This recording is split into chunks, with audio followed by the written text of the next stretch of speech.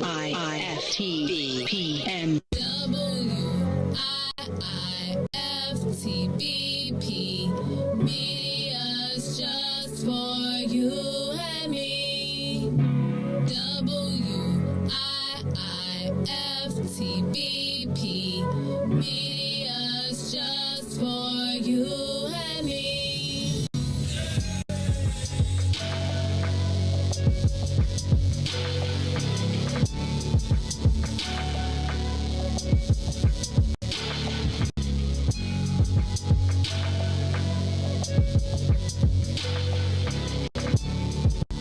Why money ain't free? Why can't you just give it to me? I don't wanna work for nobody. I'd rather keep doing me. Why money ain't free? Why can't you just give it to me? I don't wanna work for nobody. I'd rather keep doing me.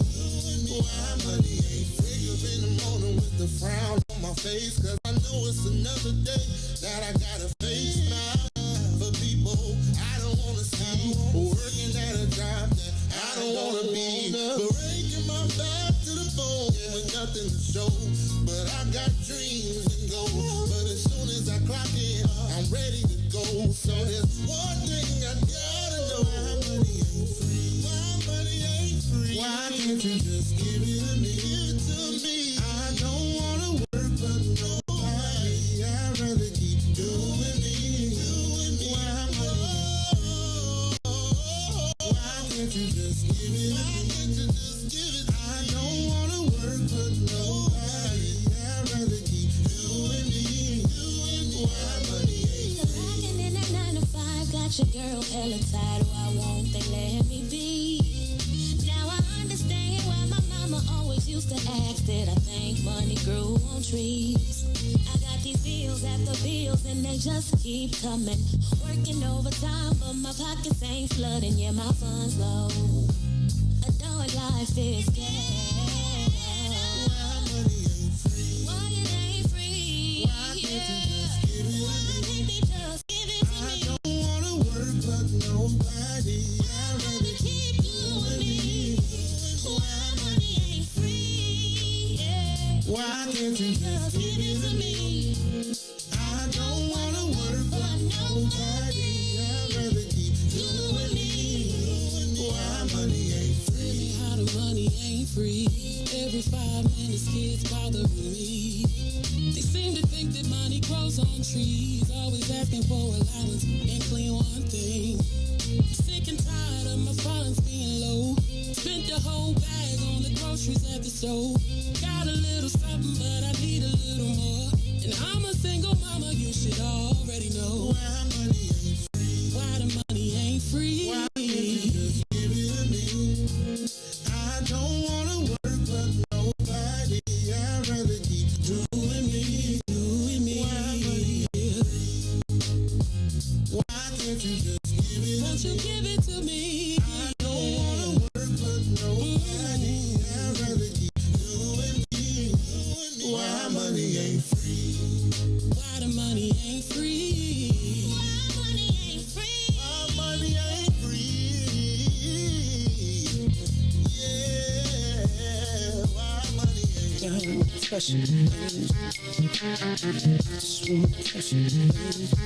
Yeah, man. Ideas, it's ideas, man. Ideas. You don't have to find me.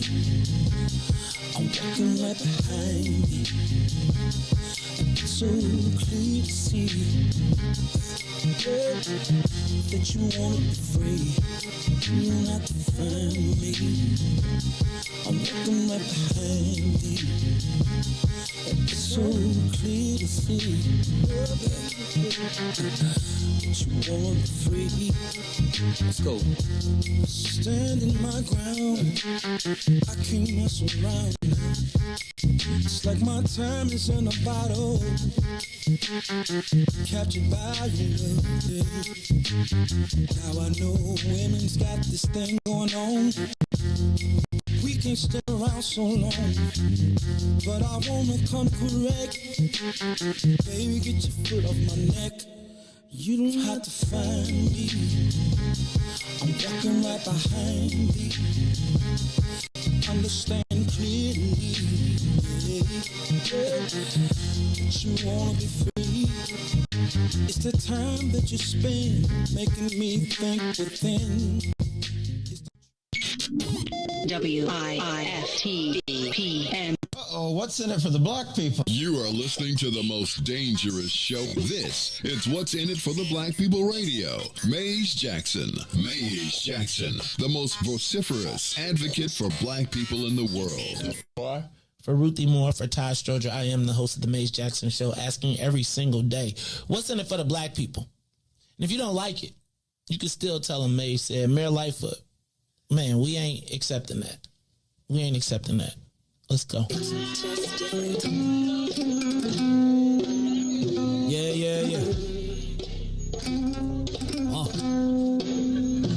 Let's get down to business and go ahead and address the facts, man. Lightfoot seems more lesbian than black. Rahm Emanuel's another case. He was just as tired. 50 closed schools left much to be desired.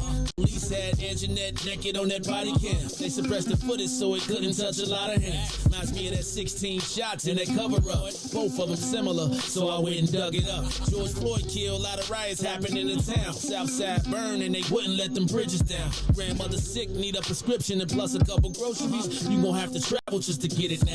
COVID-19 out here shutting all the business down. Not enough SBA loans to even give around. So many failed businesses that you could put them in the pile. If you don't survive the pandemic, it's gonna sit you down. We sing, dance, play ball, entertain, and crack jokes. Government infested black neighborhoods with crack smoke. System that milked us so bad, we got lactose. Still trying to find out what's in it for us black folks. We sing, dance, play ball, entertain, and crack jokes. Government infested black neighborhoods with crack smoke.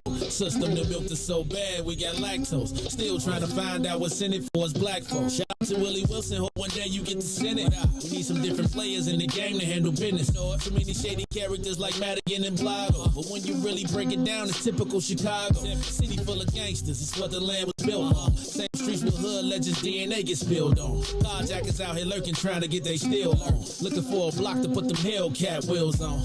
Let this give bogus appraisals a red line. Car crackers out here getting minimal fair time. And I'm concealed carry, I stay with the pipe. But Illinois gun laws giving minimal rights. Stay up on the swivel, make sure I'm moving tight. Check all of my mirrors when I pull up to the light. Pick my homie up from out of town, man, he caught a flight. He was hella nervous, told him, shorty, this a way of life. We sing, dance, play ball, entertain, and crack jokes. Government infested black neighborhoods with crack smoke. System that milked us so bad, we got lactose. Still trying to find out what's in it for us black folks. We sing, dance, play ball, entertain, and crack jokes. Government infested black neighborhoods with crack smoke. System that milked us so bad, we got lactose. Still trying to find out what's in it for us black folks.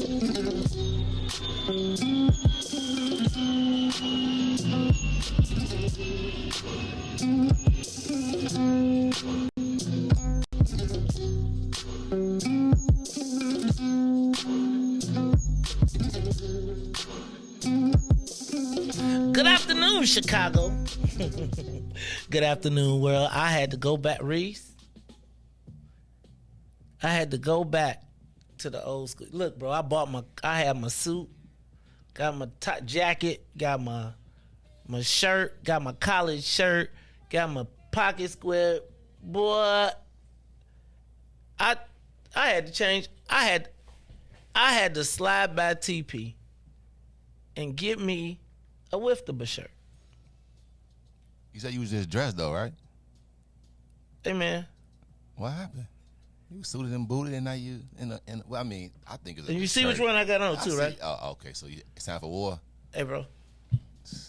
Hey, man. I'm in this space and place where I'm like, what? We in Bizarro World, bro. Like, and it's so much so, man. I don't even have my headphones. I had to, I don't got my own headphones, Reese. I had to take. I couldn't put the earpiece. I said Reese. I almost feel like we might have to go back to the mornings the way I'm feeling. Reese. Hey, yo, man. Do you remember Bizarro World? Bizarro World was like on Super Friends when Superman was like the evil Superman. And like everything was in reverse. So black was white, white was black, and it's like, hold on, dog.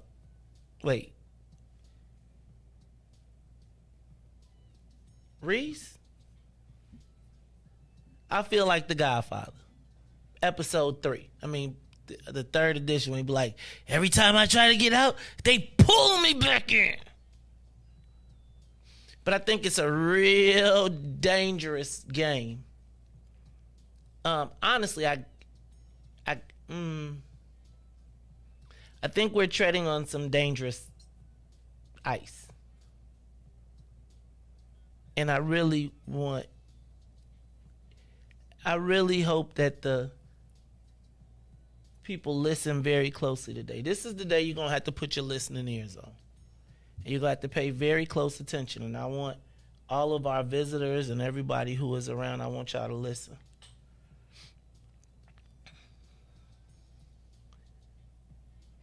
I think that the Maze Jackson show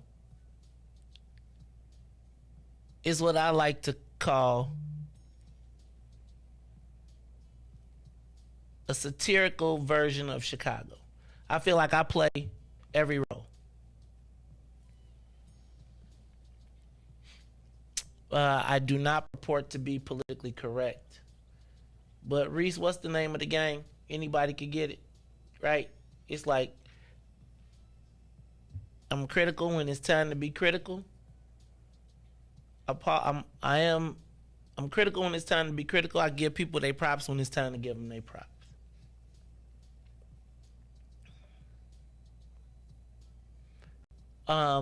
Have I stepped on the line or two? Maybe, yeah.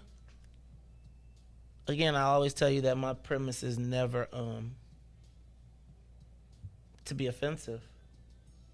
But I think there's a dangerous game that's being played right now, and I think we're getting real close to a very, and I would just say that I had to change my, I couldn't even put on, Reese, I couldn't even imagine having the earpiece and the thing on. I feel like I might have to go back to the mornings.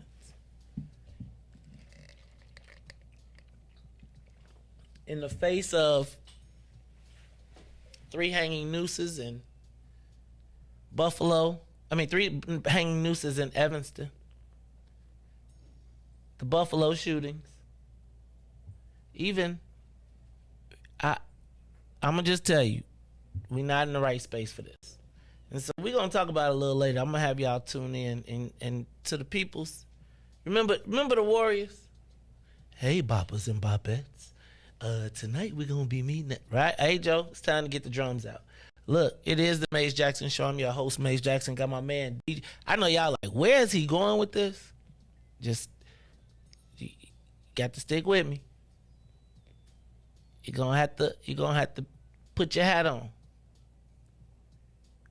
In the meantime, DJ Reese the Ruler on the ones and twos, man. How you feeling, man? What's the matter, Reese? Man, blessed by the best. You already know the rest, man. You saw my issue when I. So Reese, hey man. Hey. So man. I want to. So can we talk about this? Are we allowed to? Yeah. Okay, so we're gonna talk about. Hey y'all, this is. I promise you, I believe I am in Bizarro World. You got it. I feel like I need to watch the George Carlin spell. Y'all watching George Carlin? Like, what's the 7 words? Like, is it 7 words? Like, what's the words, man? Because, Reese, you know, I'd be like, why is you playing? You know how you be like, why is you playing with me? And it's like, I'm a little bit better. I can speak better English than that, but it's nothing more. It's not better than why is you playing with me? Like, why are you playing with me? Nah, why is you playing with me? Sometimes you gotta add that little slang to it to get man, because it just don't. You can't. It just don't sound right when you say it properly. Why are you playing with me? Man, why is you playing with me? Now, Reese.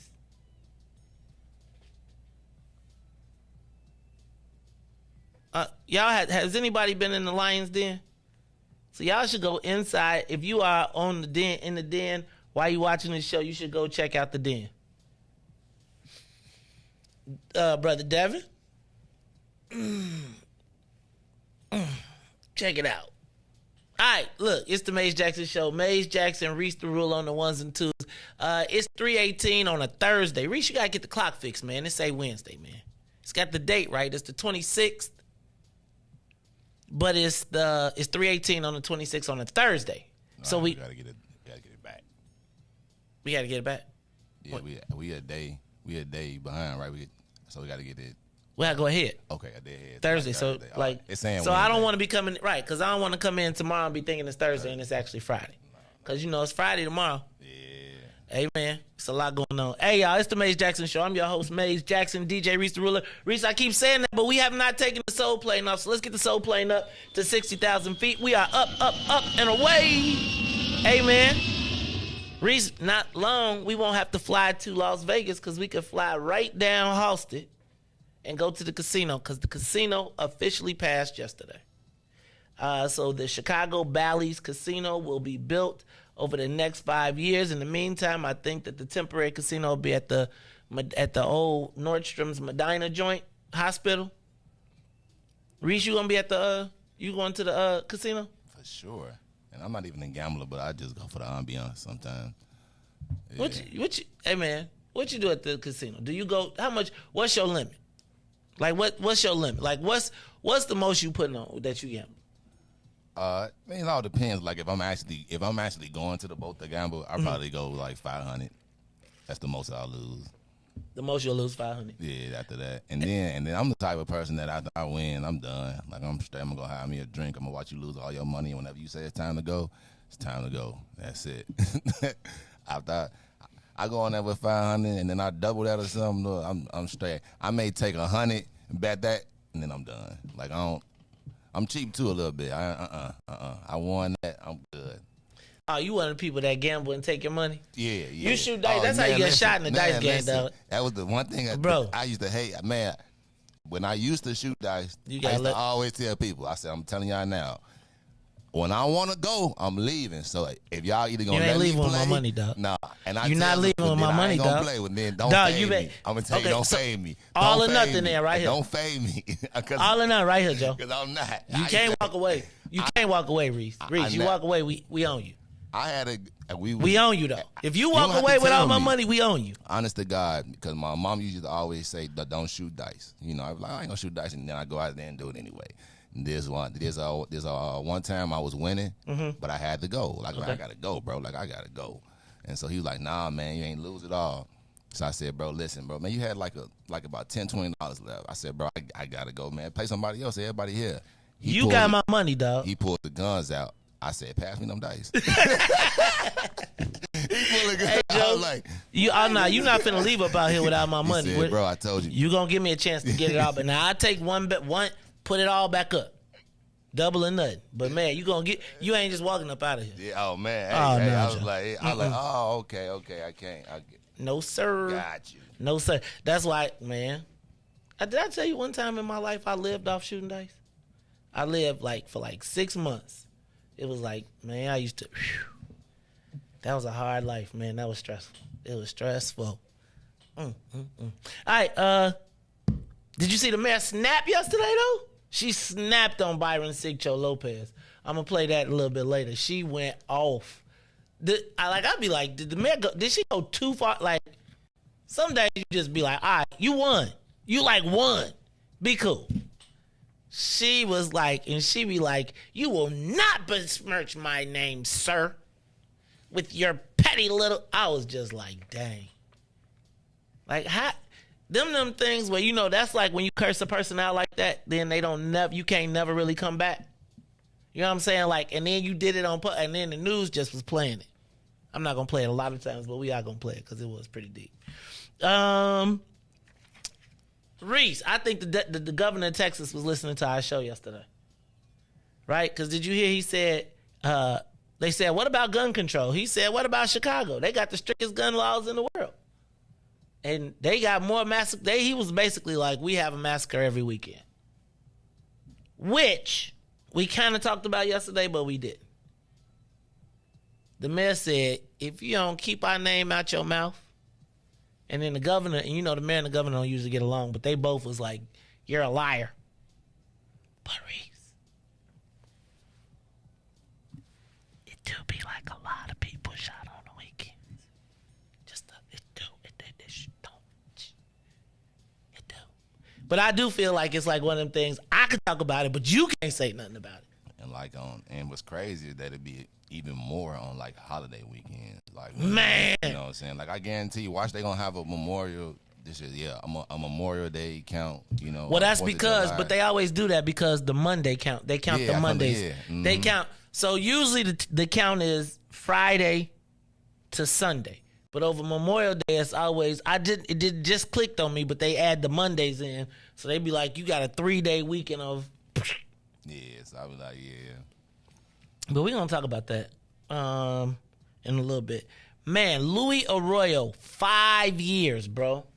They gave him 5 years for trying to pass a $2,500 bribe for a contract that was $62,500. Reese. 5 years in the clink. Whew. Curfew, 30 to 19, Reese. Curfew, 10 o'clock. If you in the city and you under 18, in the house, I just want to know, how is that going to work? Reese? I just think this is the beginning of the re-policing of the kids. This is getting ready to get them, they getting ready to start being able to put them. Yesterday, Tamiko talked about them. You remember, did you ever have a contact card? Mm-mm. Man. What's that? A contact card? You never had a contact card? What's that? When the police stop you and they write your name. They had made contact with you, and then they write it on the note card, and they take your name, address, phone number, blah blah blah, and now you got a contact card. Yeah, but we never gave them our real names. Hey man, they used to come to the school and be like, "Oh, you couldn't be like my name, Lil Rad." No. You be like, "My name is Tejuan." No, my name is James. James. Mm-hmm. James. Yeah. James, let me see your ID. I don't have any ID. I'm a minor. My mother didn't take me. Come on, I'm black. You think my mother got me ID? You feel me? No. You just. Then how you get your electricity then, dog? I'm a kid. That's what I'm trying to say. Like as a minor, I don't have no ID. Oh, okay. So like, you know what I'm saying? So I just tell you any name. I'm 18. Like you're not gonna arrest me. But what is crazy is that these children nowadays are like from the show me state. So they like, okay, so you gonna I curfew this? All right, let's go see. Imagine the amount of kids down there. They can't arrest all of them. So what's gonna happen? They gonna round them up, put them in the paddy wagon. Oh, no, they not. What you think they gonna do? Nothing. They gonna start a commotion. Ain't not gonna do anything. Man, they gonna just try to shut it down and prevent you from like coming in there. Like that's what they gonna start building like a perimeter. Like what can you do when all them kids down there? They say it was like how many kids last time? A few hundred.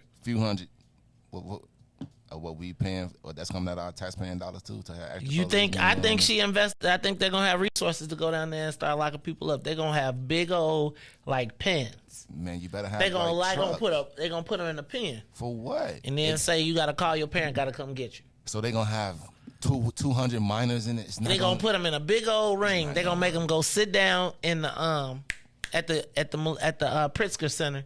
And you can't leave till your parents come. Your parents don't come before 2:00. We taking you to the Audi home. Anything that's not gonna work. I'm saying, man, that's how your parents don't come get you by 1:00. Hey man, you going to the Audi home. Them kids gonna be running around. They gonna have enough. I know, but they can run around. They just gotta run around inside the Pritzker Pavilion till they start scooping them up. Catch them and they gonna be running around. I'm telling you, it's a bad idea, man. You think the kids gonna still come downtown? Yes. No, they not. Hey, y'all, next they week didn't hit. Man, don't they know Auntie Lori gonna be like? What's she gonna be like? Get your. No, nothing. I think they gonna still come down there. You think they gonna go to Millennium Park? Yes. No, they ain't going to Millennium Park. You don't know. They ain't going. These kids are different. They like, we can't go. We can't go, but you know what I'm saying? Like if it's a big group, unless they cutting it off, like they would have to cut it off, prevent them start pushing out like they do now. But like if they go down there and as a they're gonna arrest crowd, the kids, man. They're not gonna arrest them. They're not gonna arrest. What they gonna do? They're not gonna arrest. If they don't arrest them, then they ain't gonna. They're gonna see once you let them. To leave, and they might do like a little pepper spray stuff and get out there, but they ain't gonna tell them to leave. Like they're not gonna arrest them. It's too many. It's too many to arrest. It's too much paperwork. Ain't no CPD doing that. And you working downtown, like you work in downtown to be, you know what I'm saying, like retire out there, you know what I'm saying? Like you probably like arrest one person a year now and then, like, nah, man. Nah. Hey Joe, y'all gonna watch. We gonna be on TV. It's gonna be on and popping this. I don't even want to see it this weekend. All right, check this out. Did you see People's Gas wiped out the debt for 12,000 people? Like they just said, you know what? We gonna just cancel all, because you know what time it was, Reese. It's that time of the year. I told you I used to be like, I knew I didn't have to pay my bill starting in at the end of November, and then I'd be all the way till the weather changed. You know the weather been acting funny because you had to get 3 consecutive days. People's Gas said that's all right. Y'all just ain't got to pay the bill. So you better look that up, man. See if you was one of the 12,000 people that got your People's Gas bill. People's Gas is kind of high, man. The gas bill high, but guess what? Did you hear about all the people with the electric cars talking smack? They said, don't get too happy. They about to raise the prices on electric. Gonna cost. I said this yesterday. It's gonna cost you $10 to charge your iPhone. Yeah. Also, have you been seeing about the reports about what to charge your iPhones at? So you know about the little. So like, have you ever been to like the mall or like the airport and you plug your phone up into that little jack that's connected to like the seat while you waiting? Mm-hmm. Apparently that people been using malware. So like somebody would come there, like a hacker would come there and plug his computer up using the cord, but he's really sending a digital reader to that. So when you charge your phone up, what you're doing is you're sending it through your phone to like so he can connect. So y'all be careful where you charge your phones at. So It was a big thing on the news. If I was y'all, I wouldn't charge my phone at the airport no more. Just charge it before you leave. And you know, when you get to the airport, though, it'd be like, I don't mess with none of that. I'd be like, you can keep your free Wi-Fi. You can keep all your free. You are not finna be all oingo boink. No, sir. Pass. So, watch out. Pass. And you know, Reese be done bought your stuff on the dark web. Then Reese tell us how. Remember that time? Let me stop. I ain't gonna tell you. All right. Finally, Reese, who is offended by the Maze Jackson show? Like, I feel like to know us is to love us, but apparently not. We're gonna talk about that in a minute, cause of yeah, man. Reese, I couldn't even put on my suit jacket today. I was like, for real? Anyway. Usually people don't like what they fear.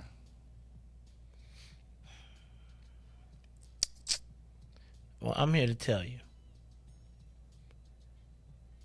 It seems to me that we should not be using division as a tactic.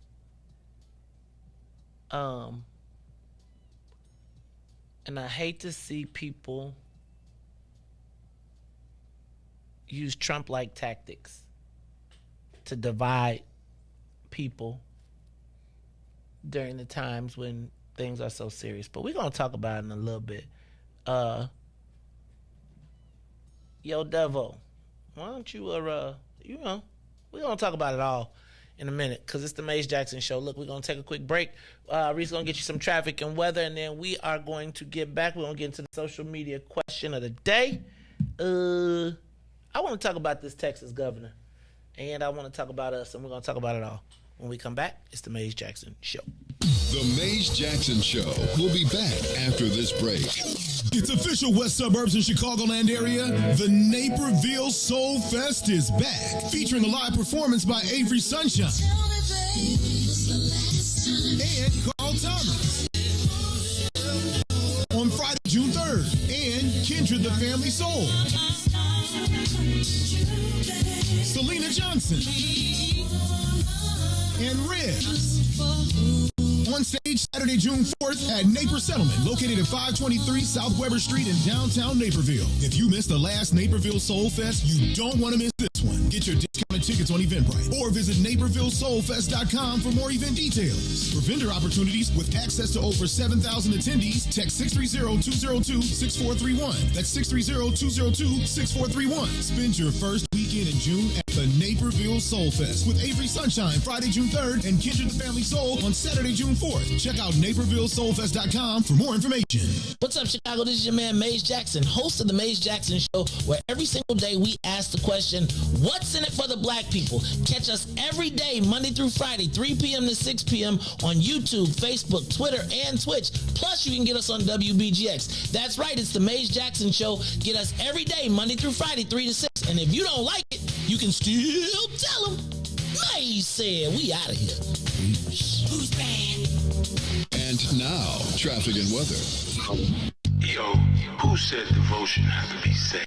Yo, check this out. The Lord is my shepherd, I want. He's making me to lie down in green pastures. He leads me beside the still waters. He restored my soul. God's gonna turn it around. Come all the way with me.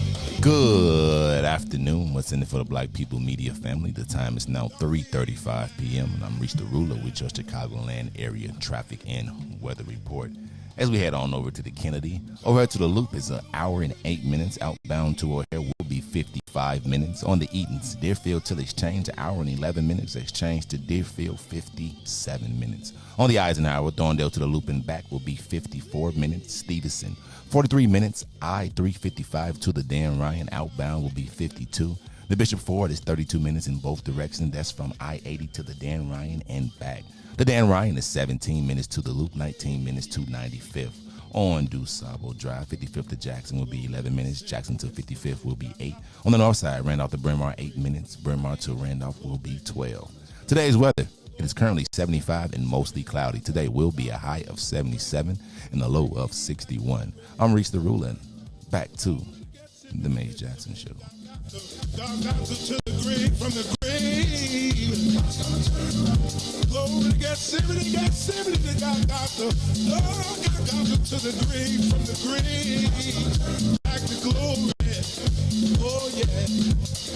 Oh yeah. Oh yeah. Come all the way with me. Don't leave me now. Come all the way with me. Oh, please.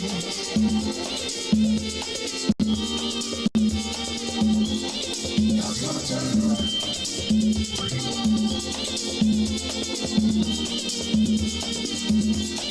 God's gonna turn it around.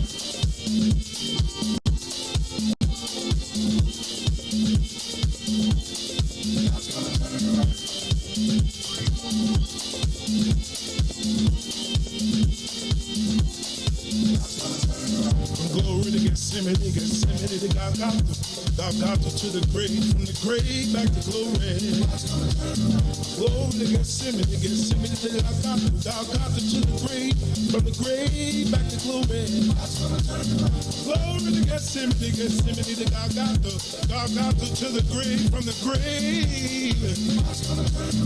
Glory to Gethsemane, Gethsemane, God got to the grave, from the grave. Dear Lord, it's me again. God's gonna turn around. I'm calling on you. You did it before. I believe that you can do it again. Somebody calling you right now, Lord. If it ain't one thing we need, somebody else needs you for another. You are listening to the Maze Jackson Show. Hey, Reese,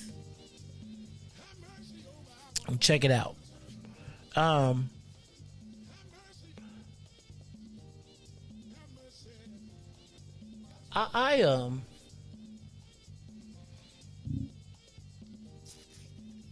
at 4 o'clock, I want to talk. I want to talk about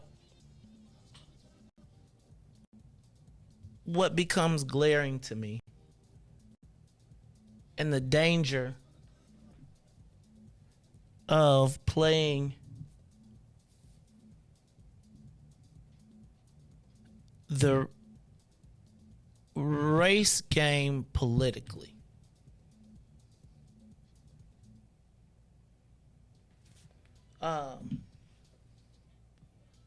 Oh yeah, I got it. So check this out.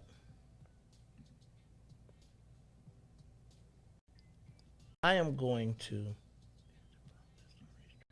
What time do the sex trolls wake up on the YouTube stream? It's like, and then I gotta stay on blocking them. So just so everybody knows, that's not me with the streaming on the service. But look, yo, it's the Maze Jackson Show. Reese, I want to start. I got a lot to talk about today. We're going to be talking about race and politics in the Maze Jackson Show, and where we fit in the space. Apparently, we've created a firestorm.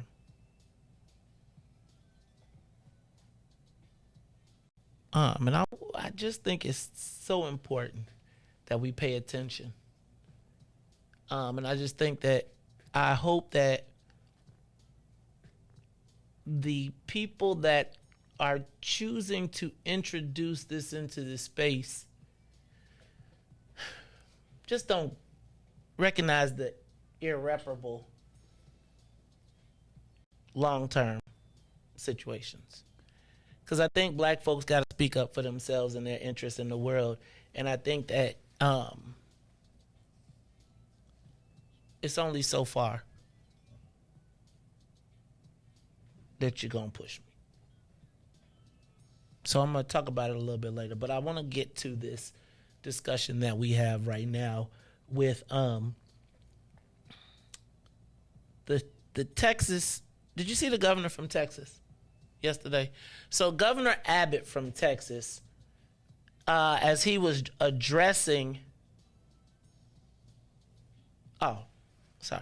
Governor Abbott from Texas was addressing the issue of the shooting and gun advocacy and suggesting that he was pushing back against that there should be more gun control in Texas, right? So he was doing the press conference, and Reese, when these shootings happen, there is always the big fight, which is we should regulate the gun industry, et cetera. And yesterday we were talking about, should we have more guns or less guns? Should we protect ourselves? Reese, and so he invoked Chicago in his conversation, and he said, Reese, that in Chicago,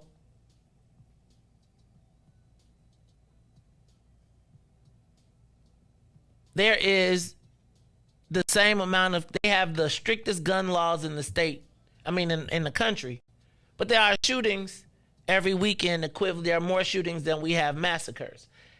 And he essentially was saying, saying that gun control was not the issue. And so I want you to, Reese, you over there? What's the matter? We still there? We good? All right, so I want you to get the voice. I want you to get the big voice. I want to get ready because it's time to ask. You got it? All right, let's hit it.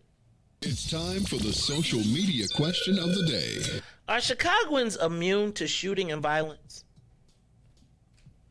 Open up the phone lines. Give us a call, 872-259-7474. Are we immune to shooting and violence? Like, I don't know that if we see 38 people shot, I don't know, Reese, that necessarily moves me anymore.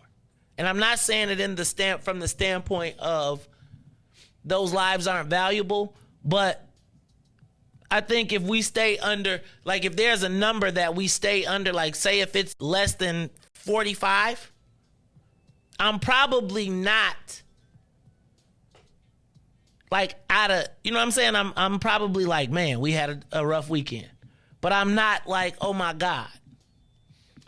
And I wonder, have we become so accustomed to seeing the number and the tallies at the end of the week that these things don't impact us the same? Give us a call, 872-259-7474. 872-259-7474.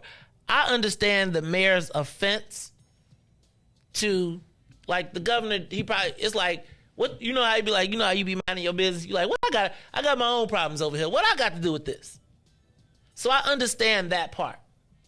But I do ask,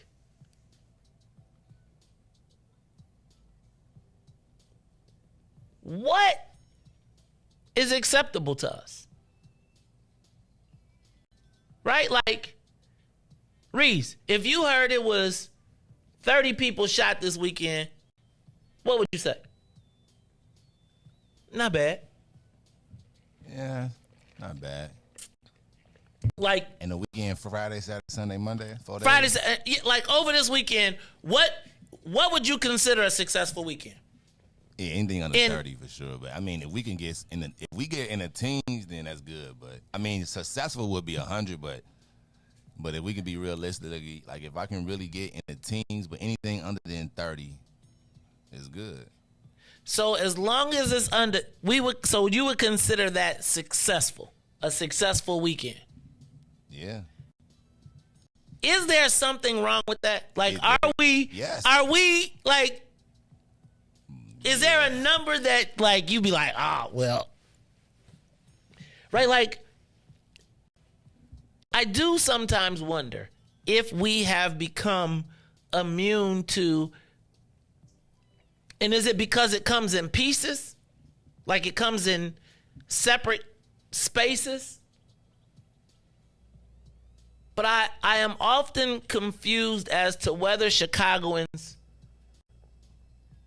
have we just become used to it? What's your number? You say, so like, what's a number that would would make you pause and be not pause, but be like, damn.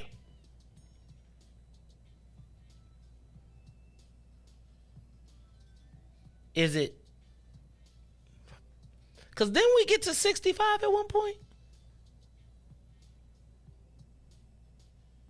Give us a call, 872-259-7474. Are we immune to the violence in the city of Chicago at this point?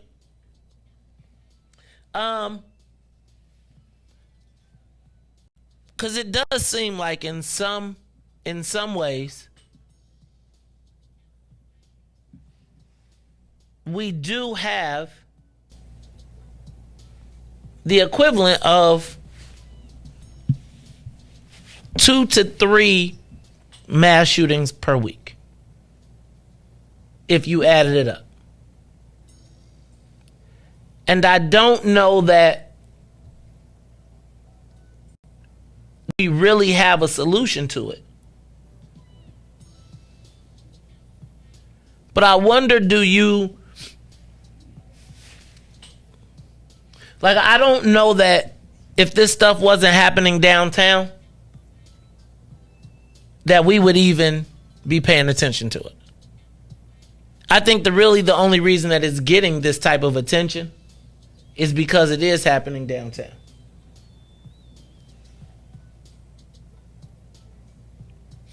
And if there's such a sense of urgency of stopping it downtown, what does that mean for the neighborhood? Because I think, Reese, they're going to redeploy the police back downtown.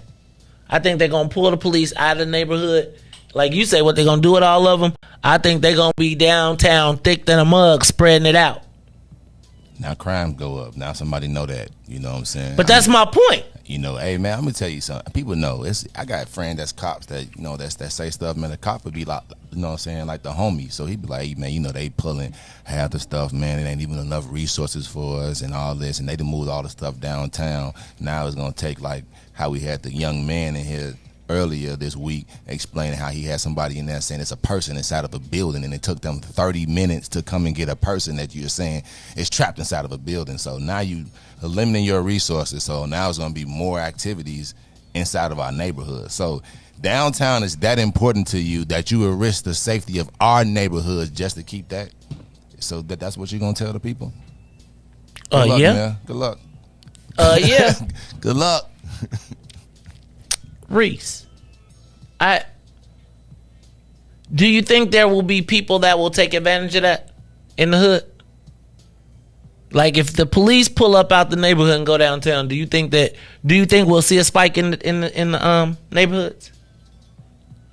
Yes. Dang, Reese, if they know it, if they can tell, like if they can, it's certain people that sit on the corner all day just counting cops or just notating rotations and stuff like that. I'm telling too much, but yeah. But so if I know that it's not that many cops in my, what I'm saying, like in my neighborhood, then I can do more crime. More crime can be done because these cops are worrying about the curfew downtown. So meanwhile, I know what these cops going to be doing this. Like how many criminal movies we didn't watch when we try to find when the cops do changes so it's less police. Like people. Do you rob the hood though? Still, do people still rob the hood? Like, do people break in people's houses still?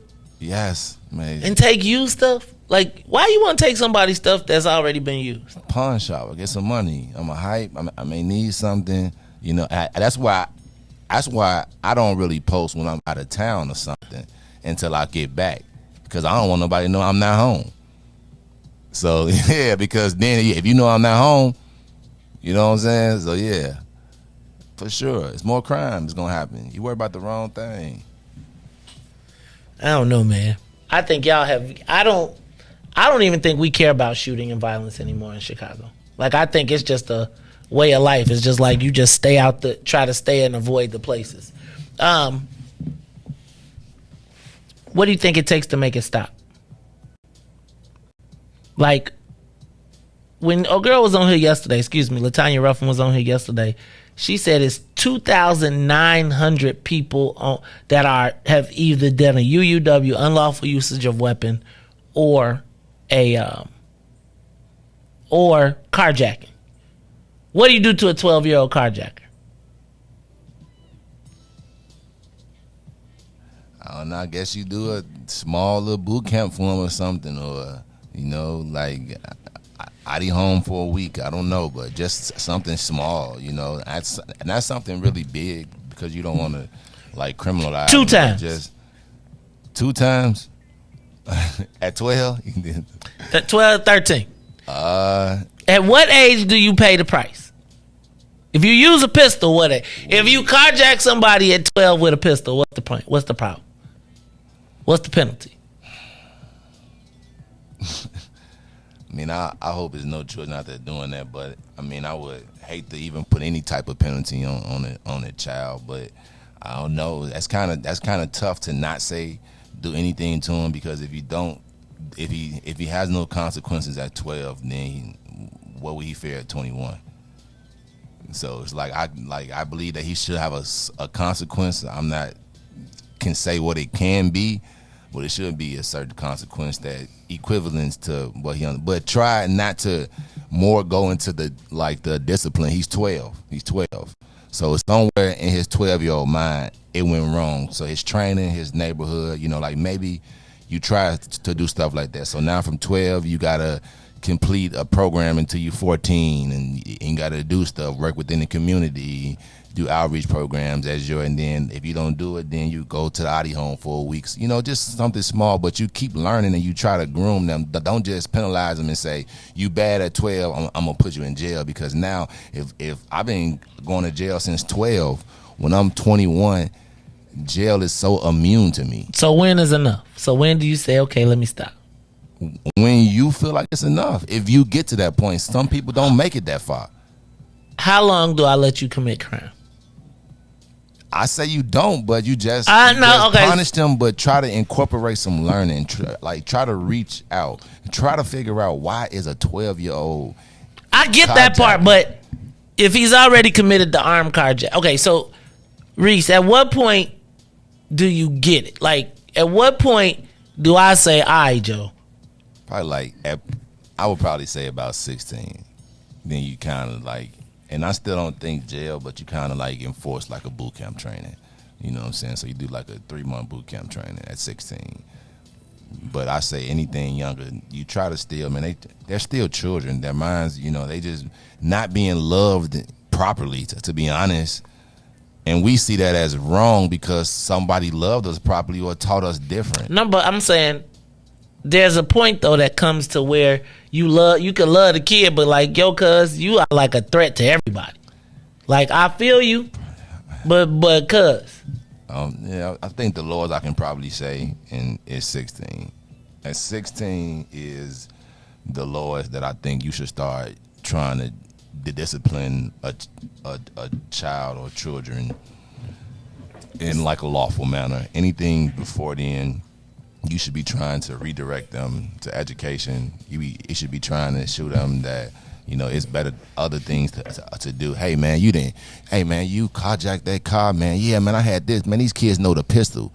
They can take it apart, pull him. Hey, man, and maybe he need to be somewhere in law enforcement. Maybe you can train him, start clean up, be a gun. Then maybe he can, work his way up and be a police officer in his neighborhood. Hey, man, you robbed that car with maybe he need to work on cars. Man, I'm going to put you in this. You going to work in the audio home and auto mechanics, every day. And now I'm teaching them a skill. So hopefully they would take this skill and use it. But if we start at 12, then we telling our kids now you're already bad at 12. So what I got to lose now?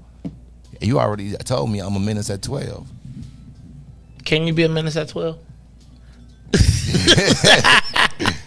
through my years of life, yes. But when I look at some people I know that had guns at that age, and I look at them now, and as we're getting older, they look back at themselves and they said, "Man, I'm glad I'm here today." Because I was crazy. Some people still out there, but most of them got some sense now and said, "Man, if I can talk to the 12-year-old me, I wouldn't want that." And because it's coming from a different view. But anything below 16, I think nah. Okay. Let me ask you a question. Is there somewhere in Chicago where do you think is the most crime-free area? Chicago or Chicagoland? Chicago. Most crime-free area. Probably Beverly and Hegwish. The Hegwish, what's the one that's up north? Sauganash. You been to Sauganash? How far north is that? What's the safest black neighborhood? What's the best black neighborhood in Chicago? Yours?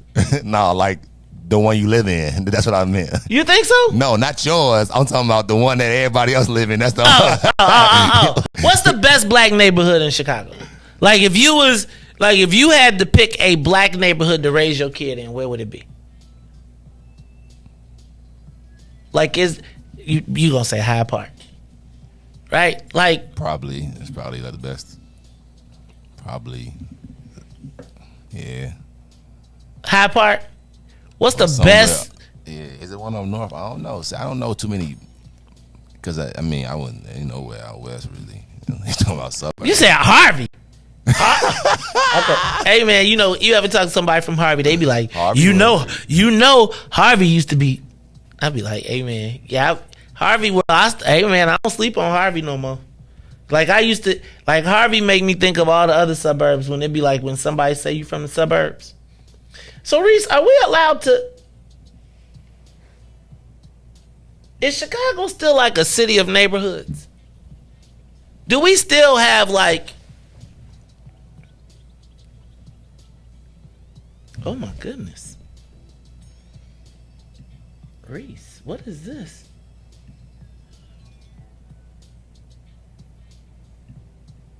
Oh, that's not on the...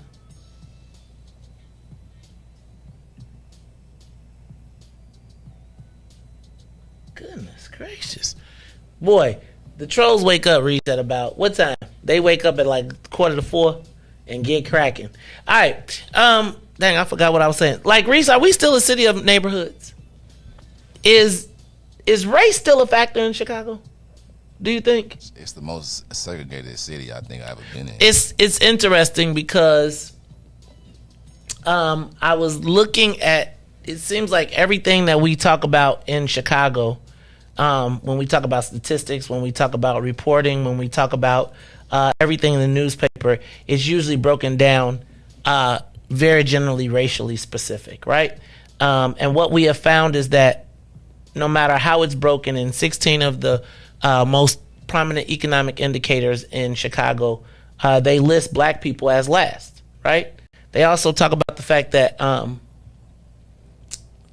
black people are leaving the city of Chicago. They have done whole studies,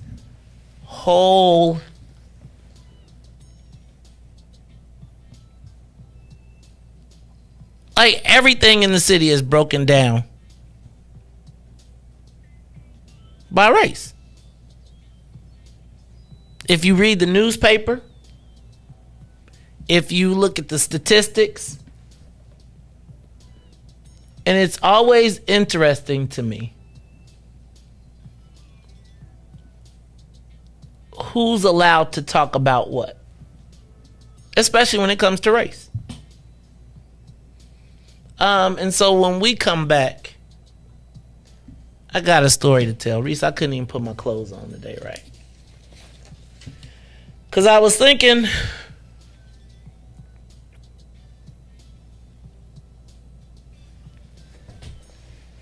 Reese, did anybody speak up besides Tyrone Muhammad for black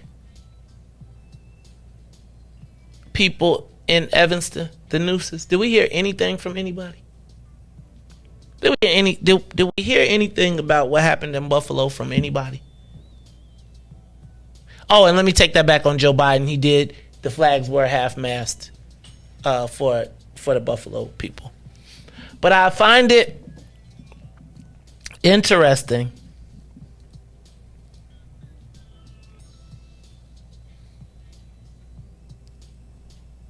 that our heroes can be used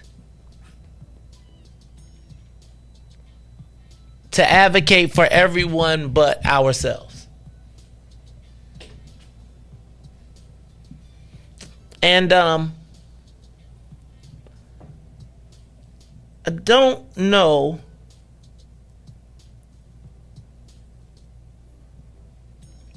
that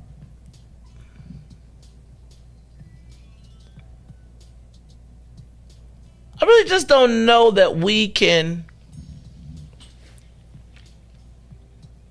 allow our voices to be muted even as we see resources, even as we read the reports, even as we know we're being undereducated. I don't think we have the luxury to not talk about it. And so when we come back, I want to talk about the role that race plays in Chicago. Let me ask a question, and I want to open up the phone lines because I do want to know, do you think race impacts? Does race have any impact on Black Chicago? I know this may sound like a dumb question, but I was just thinking back to July of, what was that, 2020, Reese? When our communities were under full assault. And who were our allies? And who were our attackers? Give us a call, 872-259-7474. Does race matter still in Chicago? Talk about it when we come back. The Maze Jackson Show will be back after this break. Maze Jackson. What's up, Chicago? This is your man, Maze Jackson, host of the Maze Jackson Show. You hear me every single day ask the question, what's in it for the Black people? Well, finally, y'all, we've got an answer, and it's called the Black People First Party. Meet us every Saturday from 10 a.m. to 1 p.m. at TP, located at 5401 South Wentworth, Unit 17E. That's in the mall at the 55th and the Dan Ryan. And you join us every Saturday where we are taking our politics black. We'll teach you everything you need to know about the game, from how to collect a petition, to how to knock on a door, to even how to become the next mayor of the city of Chicago. That's right, y'all. It is the Black People First Party. Meet us every Saturday, 10 a.m. to 1 p.m.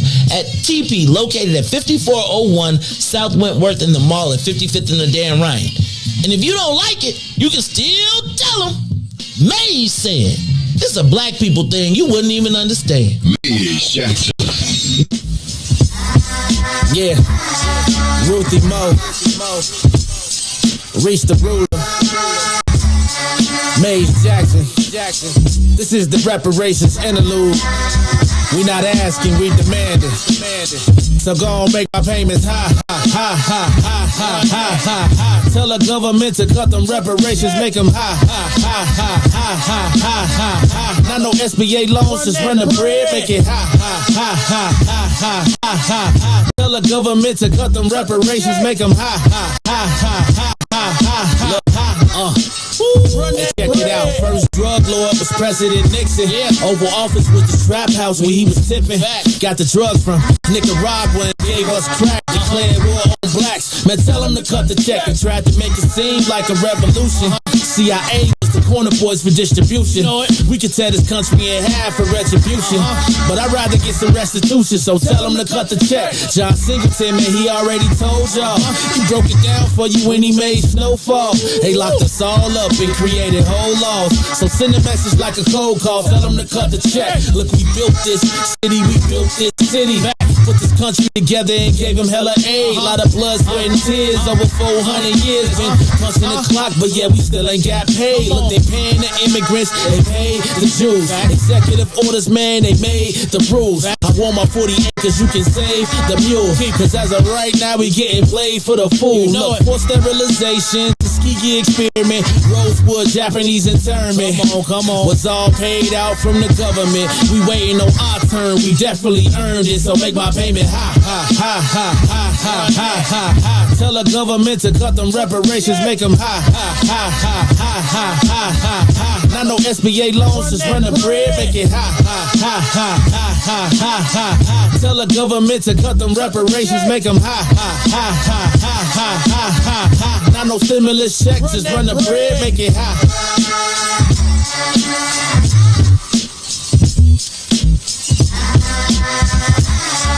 Yeah, Ruthie Mo, Reese the ruler, Maze Jackson. This is the reparations interlude. We not asking, we demanding.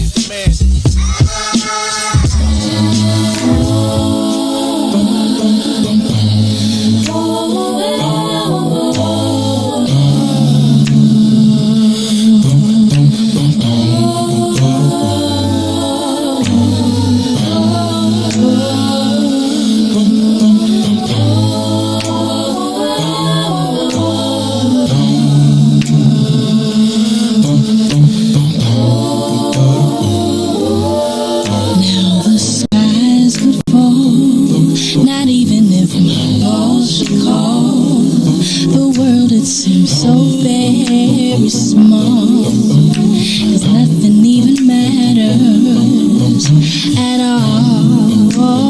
Nothing even matters. Nothing even matters at all. Nothing even matters. Nothing. See, I don't need no alcohol. Your love makes me feel 10 feet tall. Without it, I could do withdrawal. 'Cause nothing even matters at all. Nothing even matters. Nothing even matters. Nothing even matters. Nothing even matters. These buildings can drift out to sea. A natural catastrophe, but there's no place I'd rather be. 'Cause nothing even matters to me. Nothing even matters. Nothing even matters. Nothing even matters. Nothing even. You're part of my identity. I sometimes have a tendency to look at you really. Back to the Maze Jackson Show.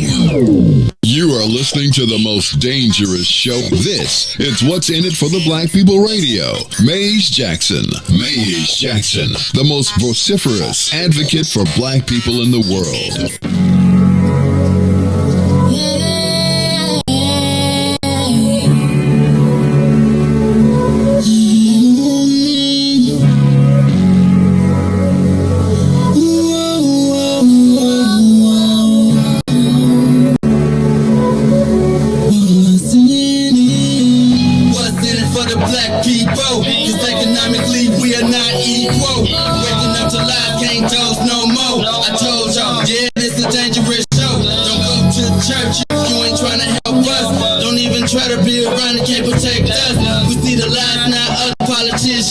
We need money and no symbolism. It's Maze and Reese, and Ruthie and Ty, explaining how we all come from God, giving us tools to beat the odds. If we unite, our movement gon' stop. If they ain't tryna help us, they ain't tryna do nothing. We gotta do something, we gotta stop running.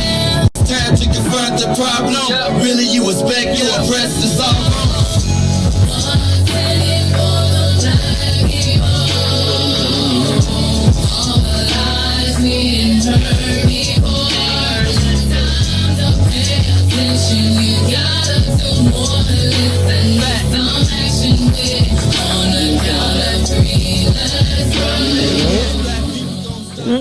Did I miss it? I missed it. All right, y'all. It's the Maze Jackson Show. I'm your host, Maze Jackson. Oh, Reese, the devil is fighting with me. I'm fighting with my internal demons right now. But I got work to do.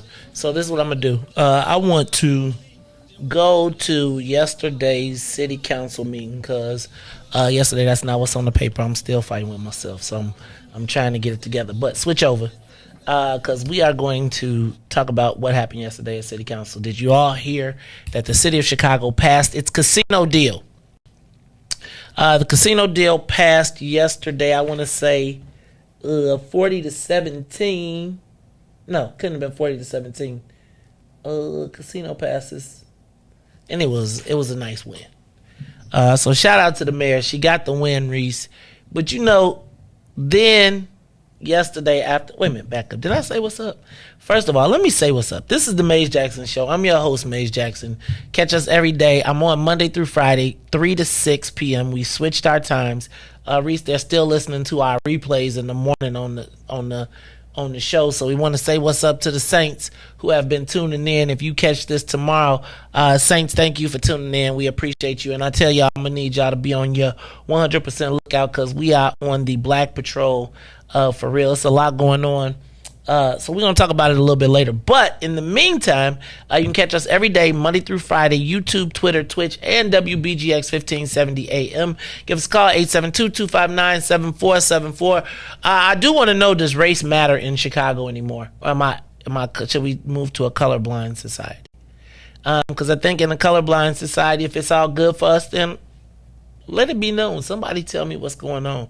But in the meantime, Reese, I don't know if you saw, but there is this casino passed yesterday. Reese, it's going to be a casino in Chicago. After 30 years of trying to get it done, shout out. We get a mayor a shout out. Shout out to Mayor. Look, you can even give her applause. A round of applause. Matter of fact, do that because it's going to make this go. Shout out to Mayor Lloyd Lightfoot. All right, you got your casino.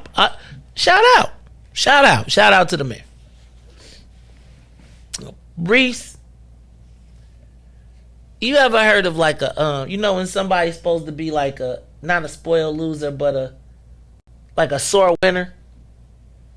Yesterday, as the vote was passing, I don't know if you saw this. Turn me up in your headphones. I want y'all to see this clip of the exchange that happened yesterday at City Council, and Alderman Byron Sigcho Lopez and what he had to say. Ready? Here we go.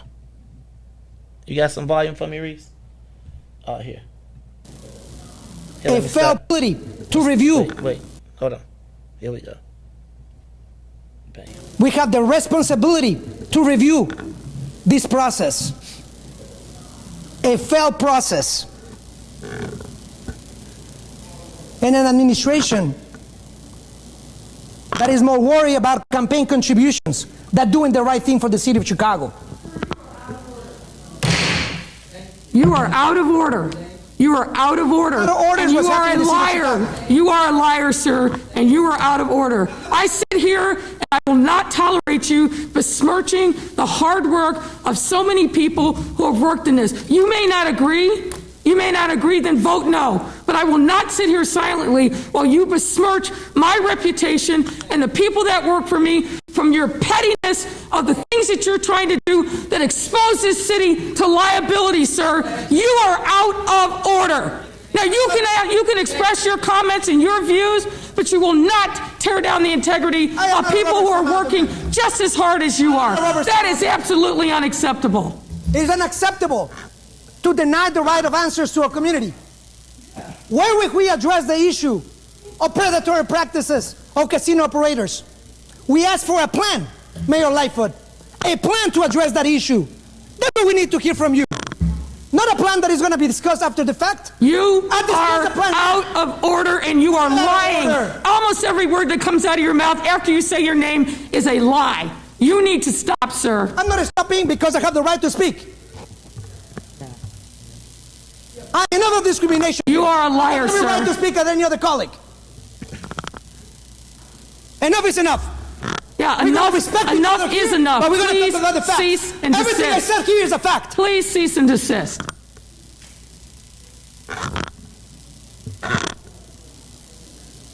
The chair recognizes Alderwoman Haddon. It's a shame and a disservice of the city of Chicago. You've said your piece, sir. I did. And I hope the city of Chicago remembers this. 2023.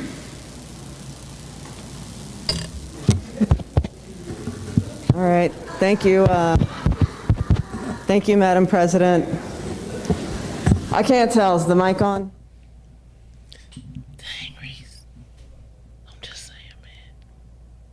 I'm just saying. Like, I don't know that she had to do the dude like that. She knew she had the vote, she was going to win. I sometimes wonder when you got somebody on the ropes do you do that? Do you think the mayor went too far on that? Like, what was your thought? Like, she got a show, got the the biggest. She said, "What they say? You want a show? What? How do you describe that?" I'm just curious, and I really. Okay, Maybe she felt attacked or something, but I just thought it was a person just saying how they feel, and the mayor didn't like it, so. Like, hold on. So let's hold on, because I feel like you missed it.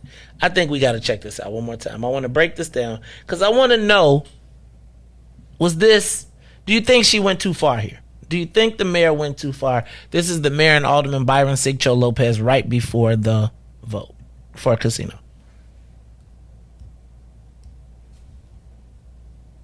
Process. Got the responsibility to review this process. A failed process. And an administration that is more worried about campaign contributions than doing the right thing for the city of Chicago. You are out of order. You are out of order.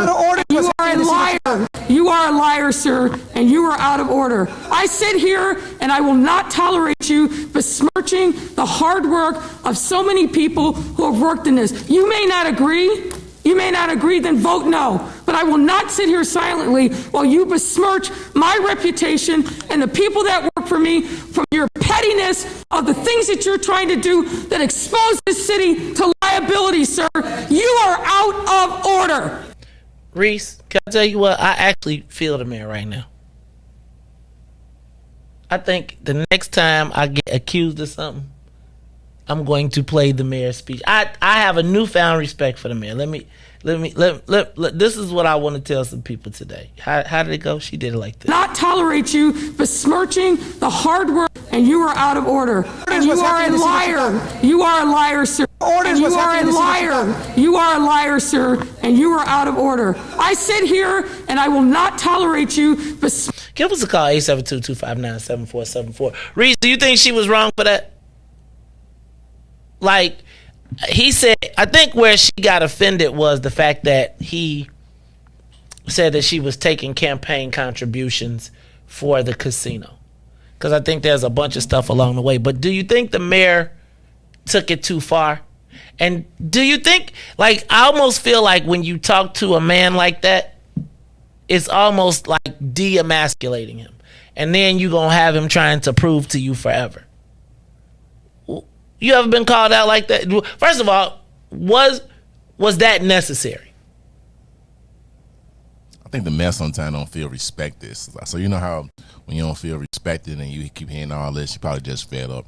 I don't think it was necessary, especially you said when she knows she was going to win the vote and all this. Just a way to say, okay, sir, that's your opinion. But she felt attacked. Like, you can tell she felt attacked. Somebody was like, you know what? You want to poke the bear? Roar. So I'm sure she'll make a statement saying that she overreacted or something. That was kind of wild, man. I do feel like I don't know that the mayor needed to go that far. Give us a call, 872-259-7474. Carly on the Mace Jackson Show. What's up, caller? Yo, what up, bro? What's going on? What's up, Reese? What up, Devo? Hey, man, I just think, she got besmirched, bro. Like, he had the unmitigated gall to besmirch her on the city council floor, and she was defending herself. We're not attacking no black people right now, so let's just roll with it and see what we can, how we can aid and assist, man. Like, let her do her. That ain't even the thing, man. It's okay. It ain't been no decorum in the city council meetings.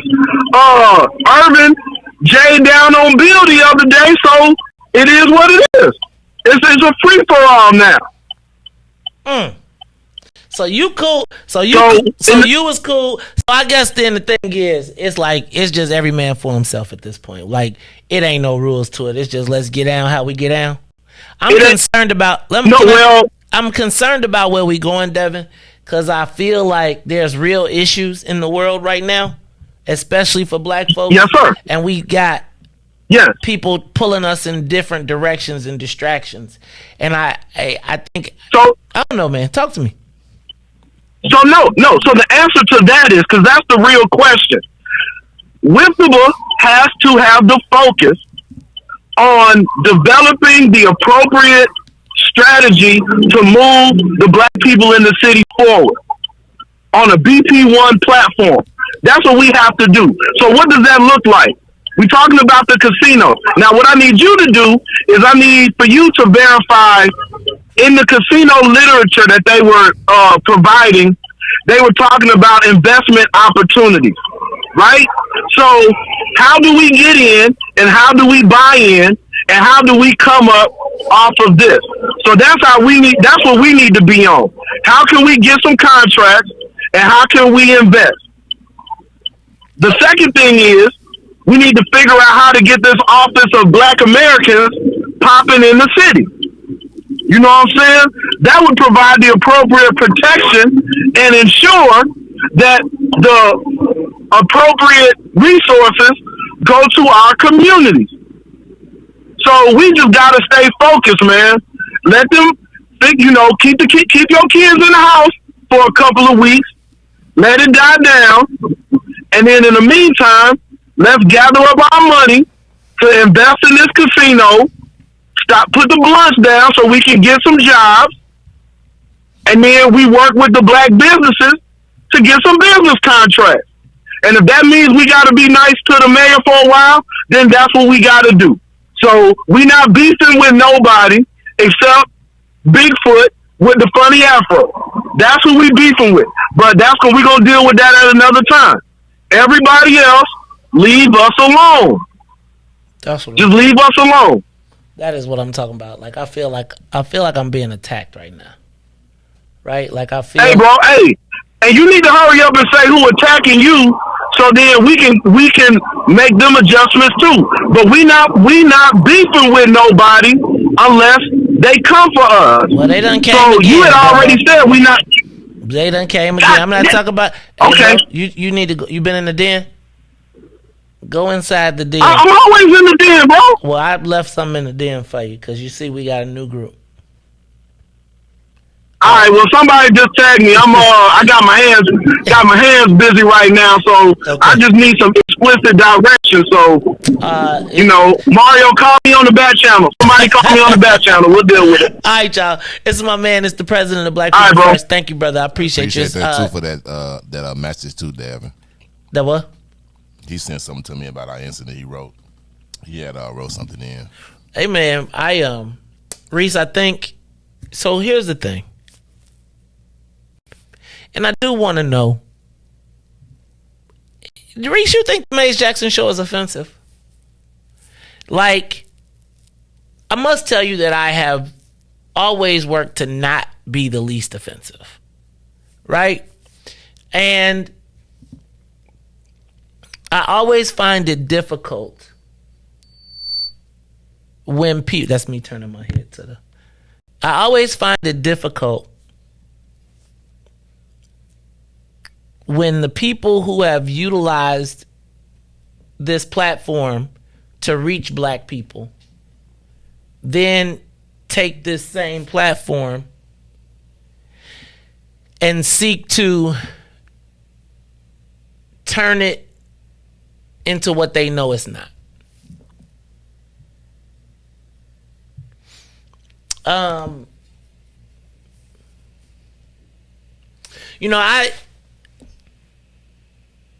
I asked you guys like the other day,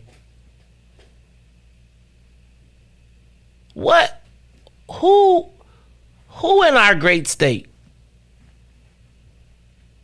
besides the brothers from ECCSC and the parents in Evanston, the black parents in Evanston and the black parents in Skokie,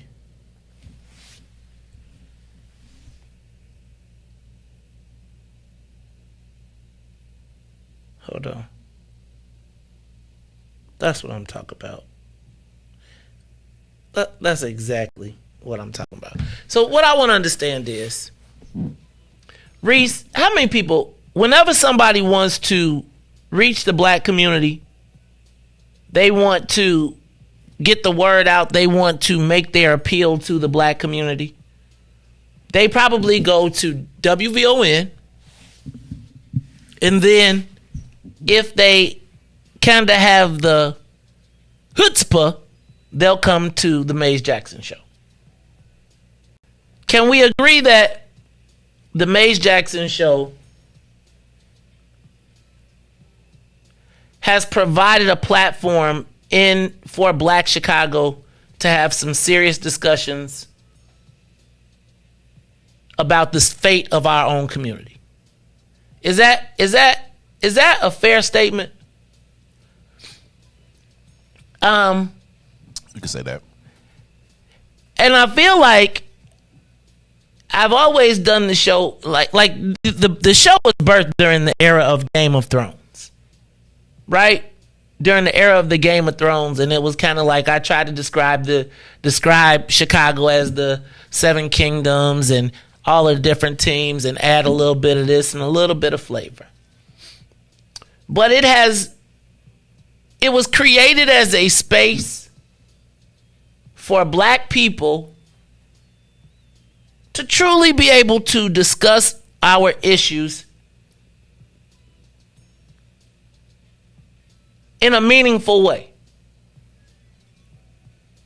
Also to motivate, inspire, and get us moving in a direction to fight for our self-interest. And I must tell you that prior to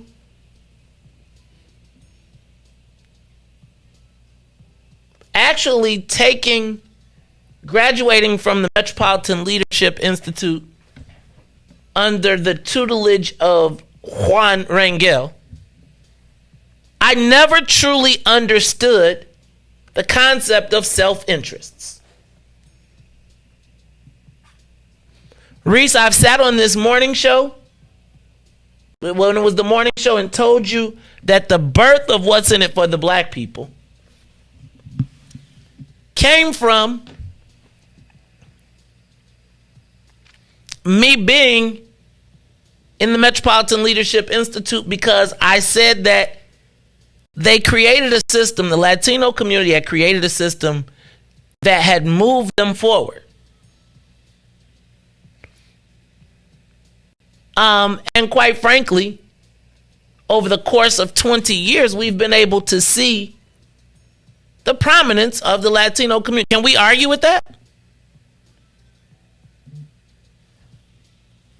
And I think that we have had tough conversations. I think the very first time I ever did a radio show, ever, you know who was on the show? Juan Rangel. And we always talked about self-interests and recognizing that while we have been put together, that we have very different histories. I have been a vociferous advocate for black people, recognizing where we fit in the category of being minorities, of being put in a pile. Not with the intent of denigrating anybody else, but ensuring that we get our fair share piece of the pie. And I gotta tell you,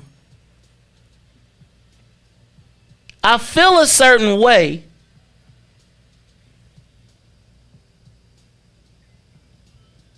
when we're not able to speak on our own self-interests.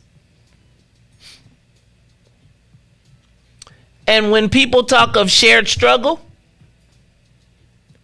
I will ask, Reese, who were our allies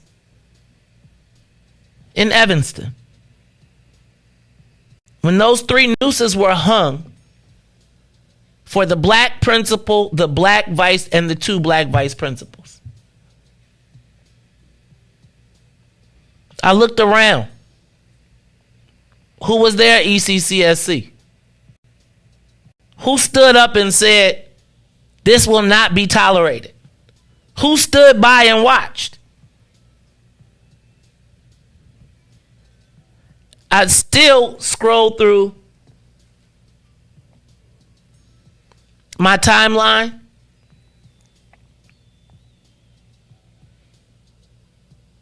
Who has stood in solidarity with our community over what happened in Buffalo?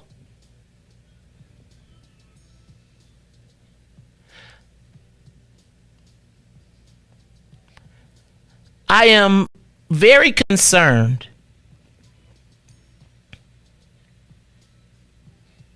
about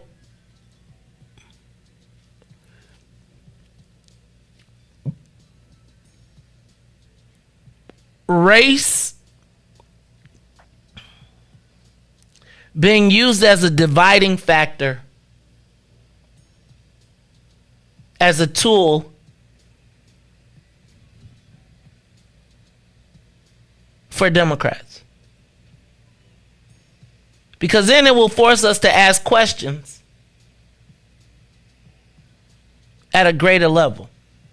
So look, Reese, I'm going to take a quick break. When we come back, I really want to talk about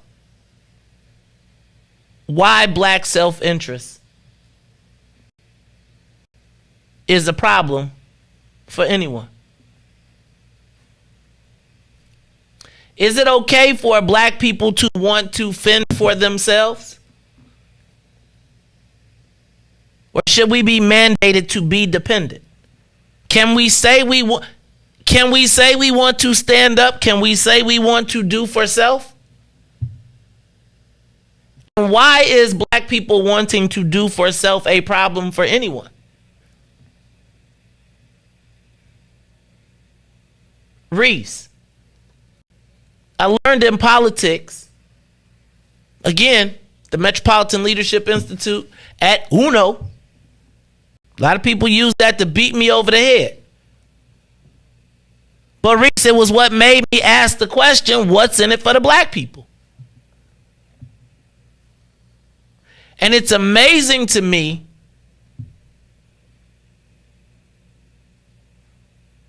that people I sat next to in class who understood it could now possibly be trying to attack me for it. For the same class that we were both in. Reese, I gotta tell you, man.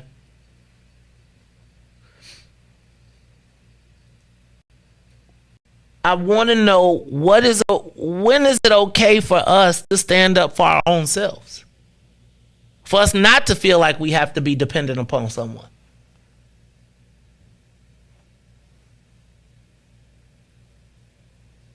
I don't argue for any less for anybody else, but I definitely want to make sure that we get ours. And I don't know that we've seen it work out that way.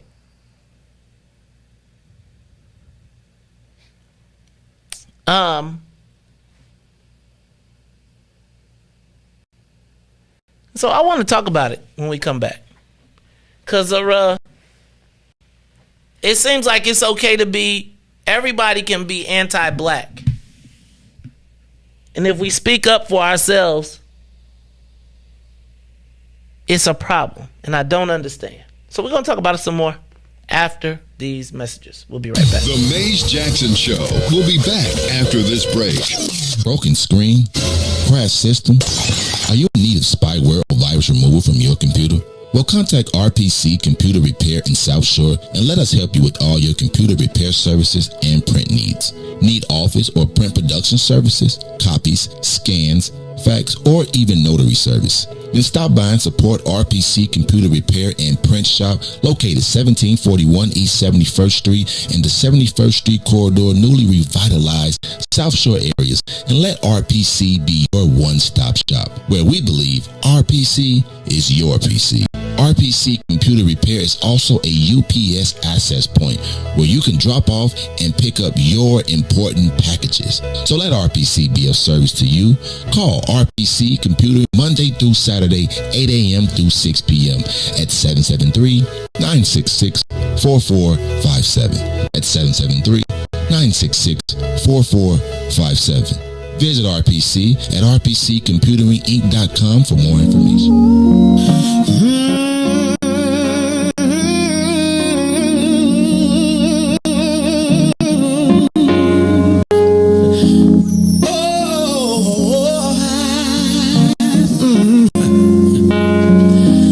Can I talk to you, lady?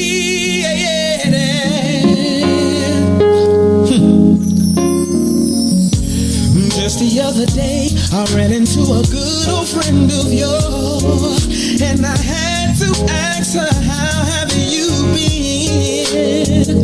She told me you were engaged and happy. My heart fell to the floor, I know it should have been me, but I couldn't see you with no one else.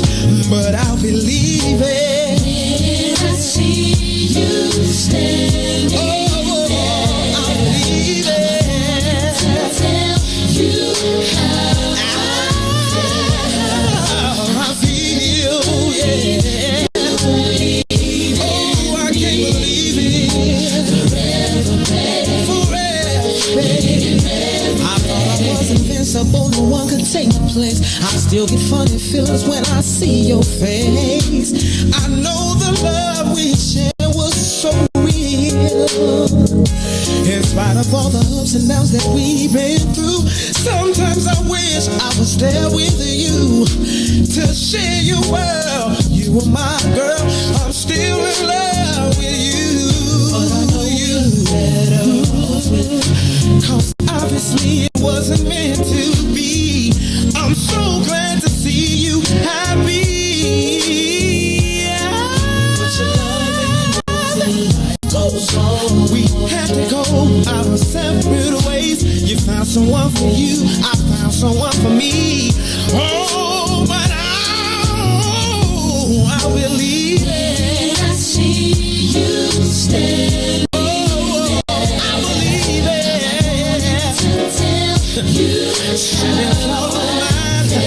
Can I tell you how I feel?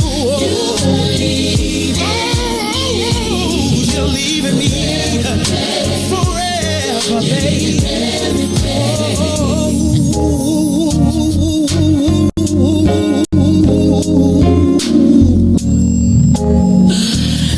Please, baby, listen here. See, I got down on my knees and I began to beg the Lord, please don't let it be known. I love that woman. I love that woman. You are listening to the Maze Jackson Show. I'm your host, Maze Jackson. Reese, I have been accused of being anti once again.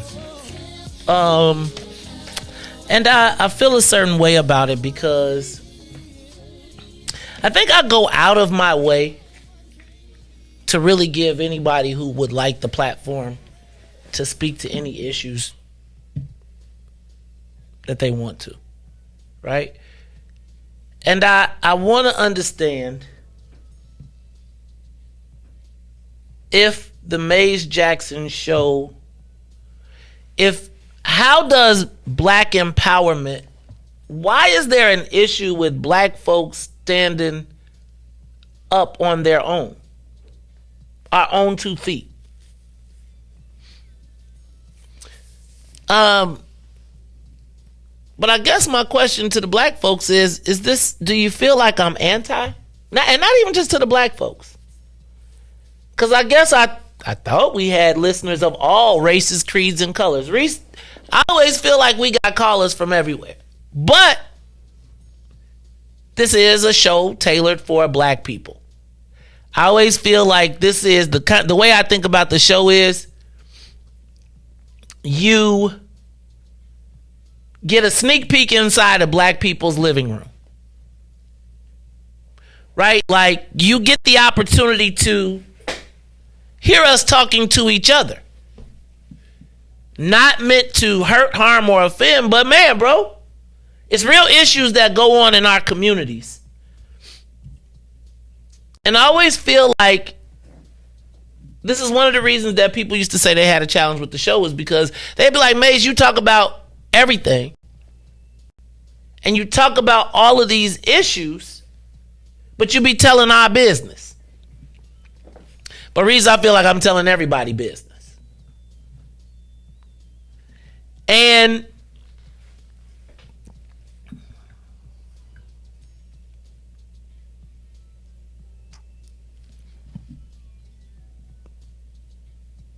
let me ask, Reese, am I a reverse racist? Do you think could I be considered a reverse racist?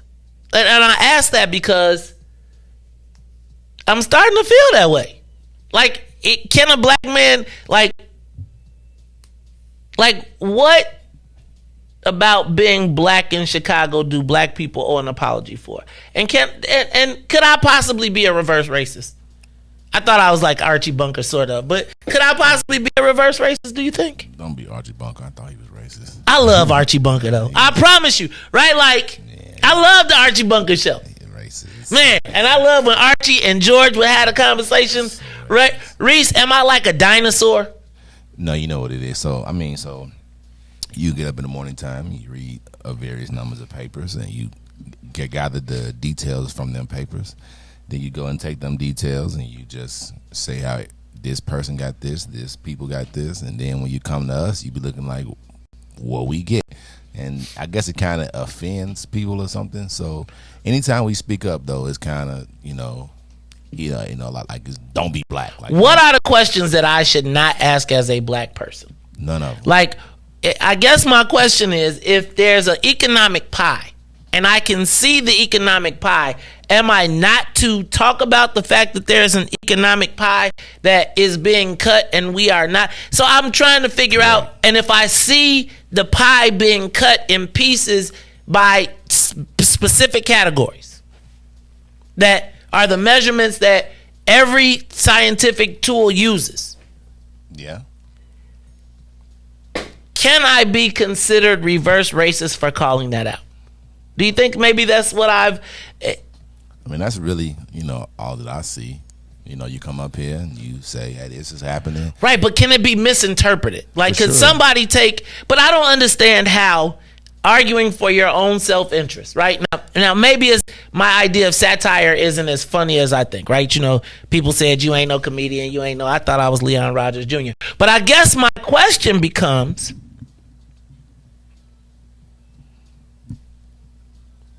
what am I supposed to say when I see it? Nothing?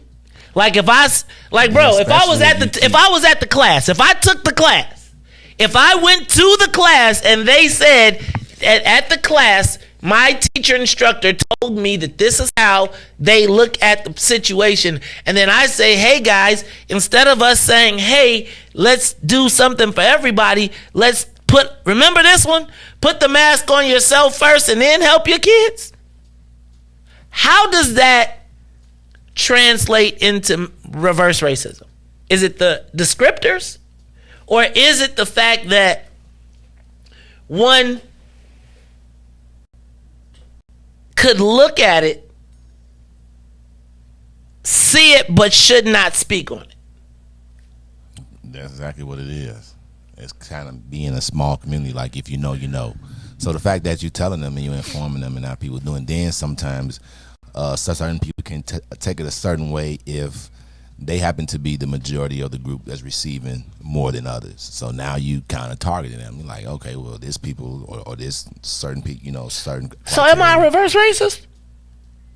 Is that possible? So they can take it as why you come on here and you only ask about what's in it for the black people? Because it's what's in it for the black people radio, media. Like, am What about the other people? What about the Mexicans? I mean, sorry, the Hispanics. Hey, Reese, please, Reese. Like, I do. Okay, I'm right now correcting you on that. Okay, I want it to be clear. But I don't know, how do black people advocate for their self-interest if they can't talk about it? Or is that the trick? And then my question is, why is it that, what do I tell black people all the time? Do not be dependent, right? I say don't be on a program, learn how to fish.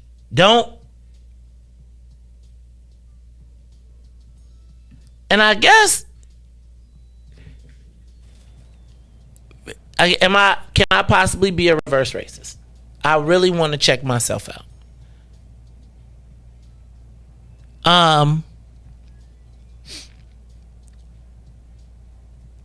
I feel like everybody gets to have, like, check this out. Am I wrong for feeling a certain way about Juneteenth? Should everybody be able to make money on Juneteenth? Should we not be able to have... I thought we celebrated our differences in this country. Until it's inconvenient for someone.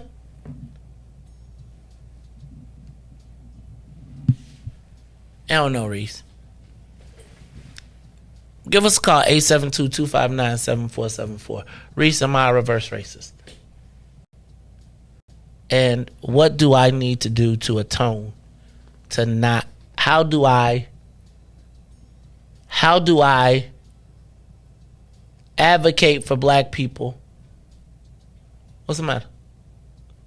I know I'm over here trying to educate myself on words. So okay, which words? That word that I told you can't say? No, so I'm actually trying to see, like, to differentiate, because I guess you say Latin. I don't know, but have you ever been around? So that's what I'm saying. So, like, what do you call people from Puerto Rico?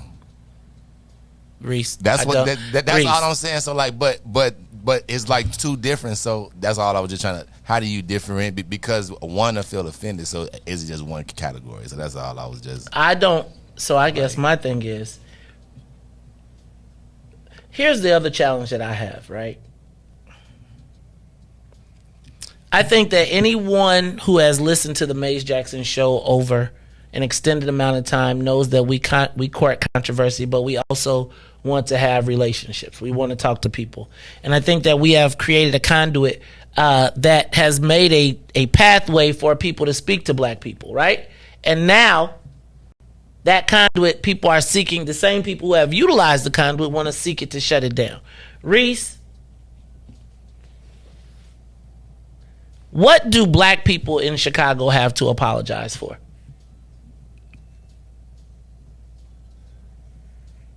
What have we done wrong? Give us a call, 872-259-7474. Boy, you over there looking shocked. What's the matter? Are you reading? Stop, man. Stop reading. You got to stop reading that. All right. I'm telling you, Reese. I just find it crazy. We was one of them, probably the most hated race. Okay, so check this out.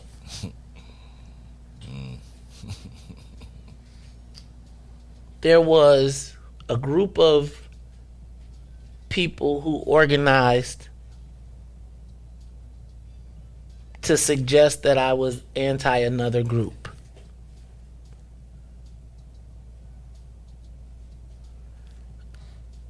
And I feel like the Maze Jackson show on the What's in It for the Black People Network has been built to be a platform for black people to have discussions. How do we discuss our truth?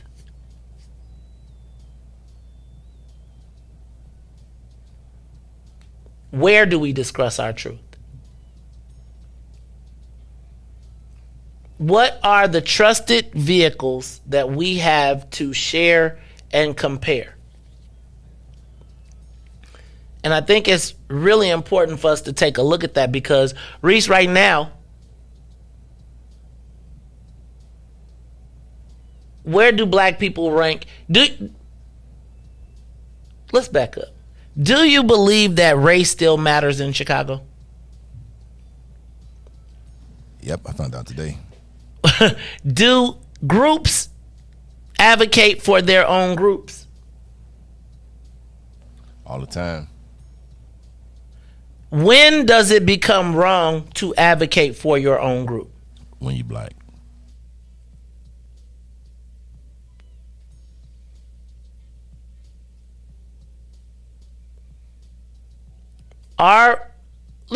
Do you believe that it is okay for us to advocate for our own self-interest without it being harmful to anyone else? Can we say, I want to do this by myself? I'd like my own piece of cake. I'd like to have it without having to share. I'm not denying you your piece of cake. Why don't you want to share? I thought you wanted equality. Didn't you want an equality? Let's be equal now. I believe you can be equal, but can I have my piece of cake? Like, do we have to split it? Do we ask for it to be cut and then split it with, and then we get into another room and cut it? Can I just take my slice and go do what I got to do with my people? You go do it yours. No, they got to eat off your slice, then give you that slice, and then you got to go to the other room and get somebody half that slice. Yeah, that's what about it. Yeah, but if you just take that and you don't say nothing, then you're okay. But when you say something, it's kind of like being on a plane and you ask the person for the whole can of pop and they look at you funny like, you be like, I'm entitled to the whole can. Right? You think you about what you gonna do with the other half? Right. That's what I want to say, and that's how it is. Like, and if you ever ask for the whole can, how people look at you, like, they just really just ask for the whole can. You asking for what's due to me? See, who told me that I can get the whole can? Who told me I see, now everybody want the whole can in my row. So you can't, so it's like you can't say nothing. Like, they're fine with giving, where sometimes people or anything is fine when they, give us what we want and we okay with it, So, Reese, today 13 Latino leaders and civic groups have written a letter flagging offensive comments about the Latino community. Has made on his talk show. I can see that. What? Not I can see it being took as the wrong way. Because I mean, when you're speaking of something, you can't help that the race or ethnicity that's that you're talking about. Like, you could just be talking about it and be like, well, I think something happened with like schools, and you was like, the Latino community, they went to that school first or whatever, and so but somebody can take it as like dang, like what you mean? So they can't like come to, so it could be took as that way, but then you actually, dang, it's Black History Month. Why can't it be for a black school? You see what I'm saying? So somebody can took it as he's, like, what do you mean? Are we not good enough to receive? So it could be taken as that way. But it's but if it was any other race, you would have still said it because it was Black History Month. You see what I'm saying? So it was just targeted. So wait. So you saying that if I say during Black History Month that I want black things to happen, I could. See, I guess my thing is, I must be honest with you, and as I start to see these things, I really think that I have always tried to be politically correct, right? Like, I always try to use the proper, like, I might do a little silly, like, play some music, I'd be like, De Juan, right? But I feel like I've always been respectful, and quite frankly, I've always been sort of in the space of, like, look at what another community is doing, and why can't we mirror that? Now my question becomes, what makes it, like, what could make it be perceived as racist?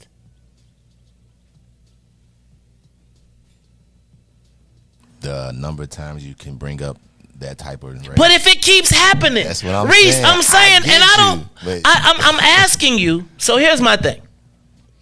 If they say that there's 16 economic indicators and black people are last in all of them, and then they break down all of the things by race, am I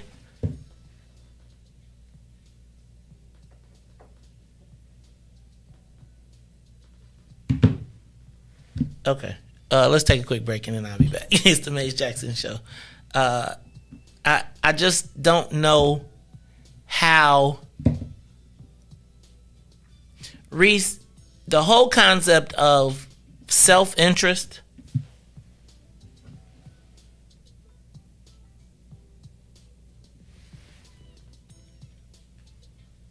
But like you said, it could just be taken the wrong way. Like I said, you just reading the paper. And it just may be, if you just keep saying the same, or even though it's that, ethnicity, like you're not like bashing them, but it could be like, dang, every time I turn on my show, he's saying because we did this, saying because we did that, and saying, so it could be looked at the wrong way. I'm sure something is said to you and you took, or like somebody then took something that you said the wrong way. It's a person perception about it. And then on top of that, I don't know, it's just funny. Like I said, it's just, we don't see it as that. We see it as us just talking and us just stating the fact, because we so used to it being like that. So now we speaking up and stuff like that. So because we speaking up about it, it kind of like alarm people. And then when you, like you said, when you have spoken about, like, not really about that race, but just on ethnicity, just about what they're doing, like you said, look at what they're doing and why we can't do that. But it could be took that as like, man, this man always saying that, like he mad now because, this. I'm not mad at nobody. Yeah, but you think I be perception? Man, do y'all really think I be perception? So I want to, but that's my thing. Like, so how do you discuss the real issues of Chicago if race, class, ethnicity, and economics are all issues, but you can't talk about them, even though that is the way that they break them down, right? If they break the issues, like when they break the categories down, even when they do the census by race. Like the whole fight about the ward map was about race. There were groups saying that they should have things because of their caucus. And I'm trying to understand how last week, 2 weeks ago, there was a fight over racial representation. I don't understand. And I say that from the standpoint that, bro, I'm not trying to cause no problem. Because the next one they're going to try and come with the next one too. But my premise is that you cannot talk about Chicago. Reese, why when they talked about who died from COVID, they talked about by category? Everything that we have talked about has been by, and if they try to code it, then they say zip code. So it was just category. We talking about census. We just counting people. So you're not really. No, they make you check a box. Okay, so are you allowed to discuss? How do you safely discuss race and issues in Chicago? How do we say equity is an issue, but we can't talk about the inequity that exists between the groups? Only when it's good. So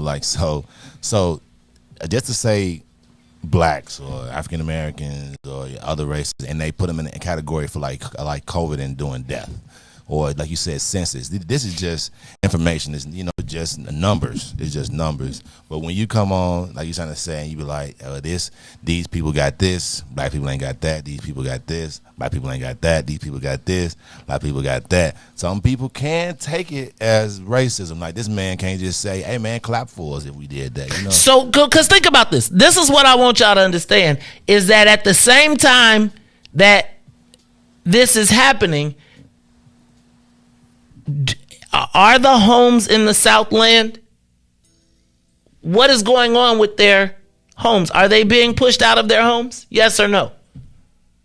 Yeah. Right? Is there the reality of the situation that's happening? And so if you make it where we can't talk about it because you can't say who it's happening to, then we can make it go away. Reese? How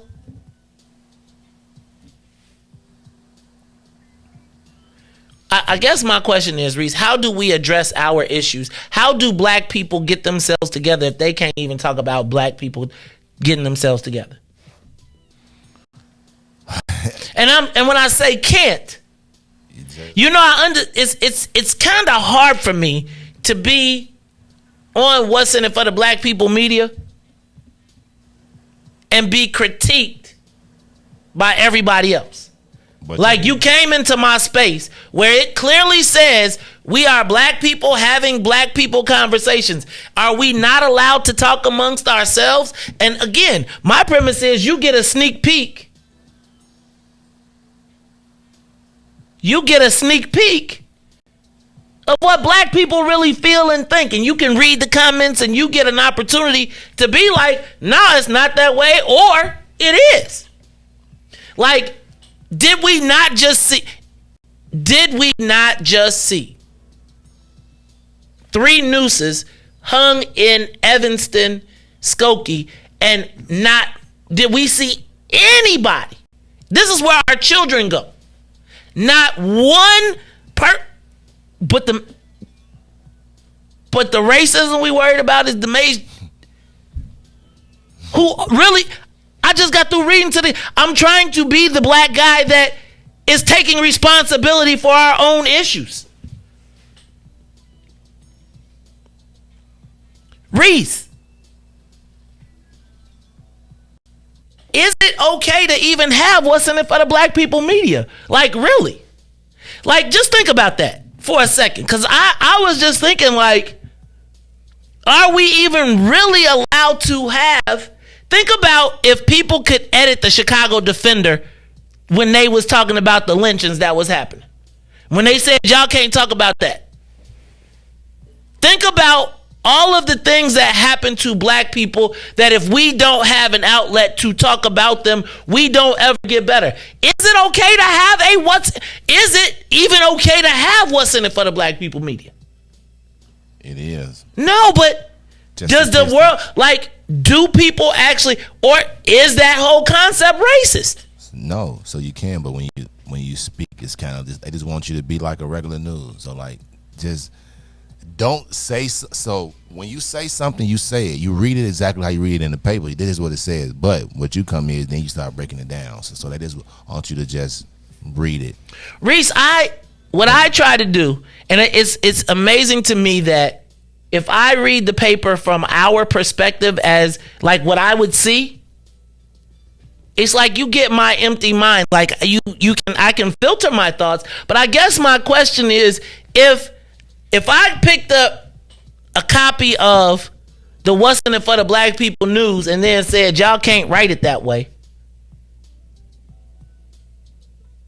And on top of it, as you all are talking to yourselves, I'm going to call you racist in your own conversation. And then to know that it is being exacerbated by someone with ulterior motives who's going to be coming to you in your neighborhood trying to be cool with you, even as Reese, help me understand.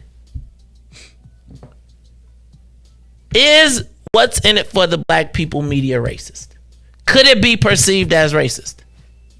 It isn't racist, but it could be perceived as racist. How? Okay, y'all give me a call, 872-259-7474. 872-259-7474. Here I am thinking, I'm telling black people we need to start pulling ourselves up by our own bootstraps.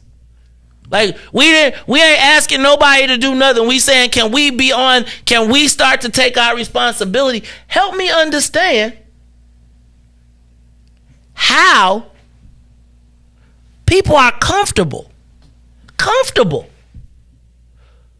in the face of everything that we have seen as black Chicagoans, from just starting with Laquan McDonald, to come and tell black people what we're allowed to talk about in our own space. Like, if I saw WIFT-WP, I might listen. I used to listen to Rush Limbaugh, but I certainly didn't think I could call him and tell him what. Now,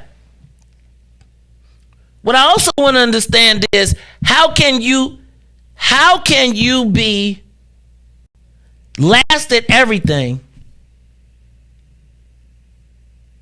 16 economic indicators. You live in Inglewood, you're dying 30 years before you got 7 years shorter. They talk about the fact that our life expectancy is different.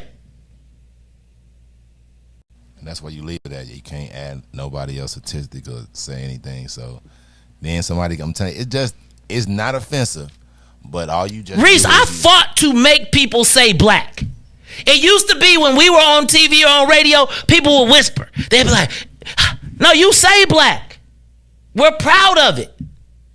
I'm proud to be black.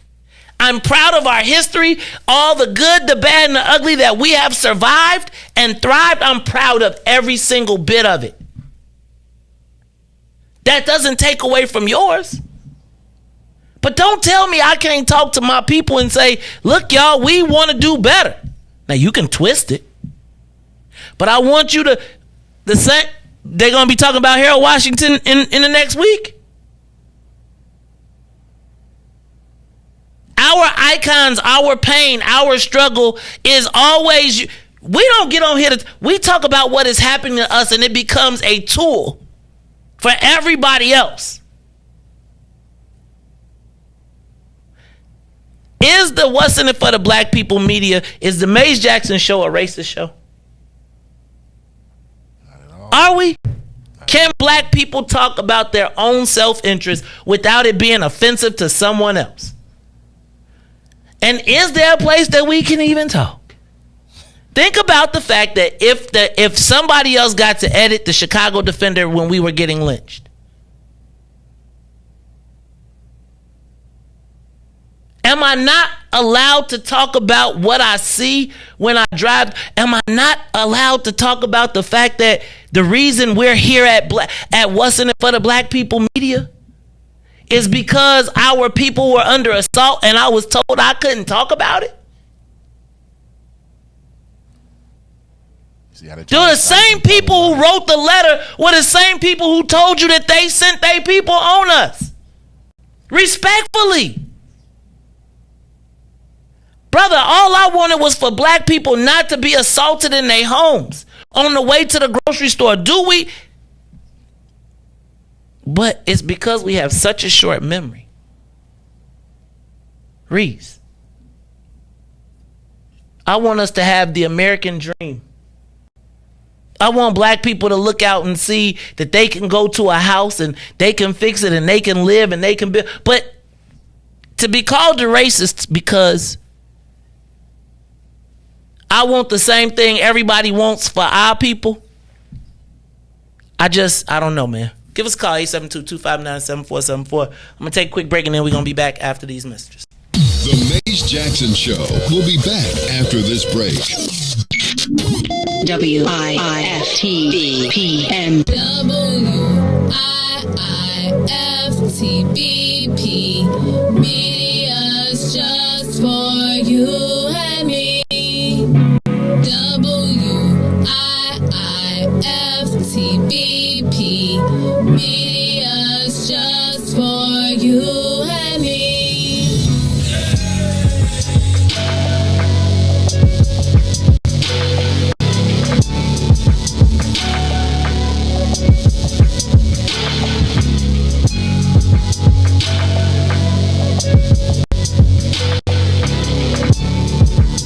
What's up, Chicago? This is your man, Maze Jackson, host of The Maze Jackson Show, and I don't know if you've heard the news, but we're moving to the afternoons.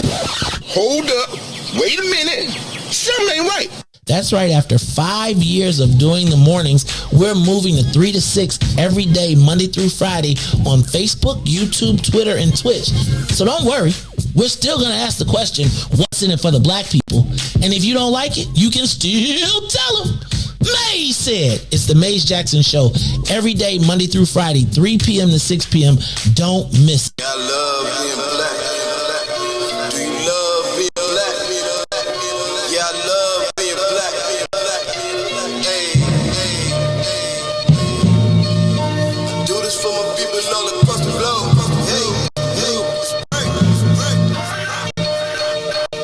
The skin of men fit me fine. design, tailor-made, yeah, I'm comfortable.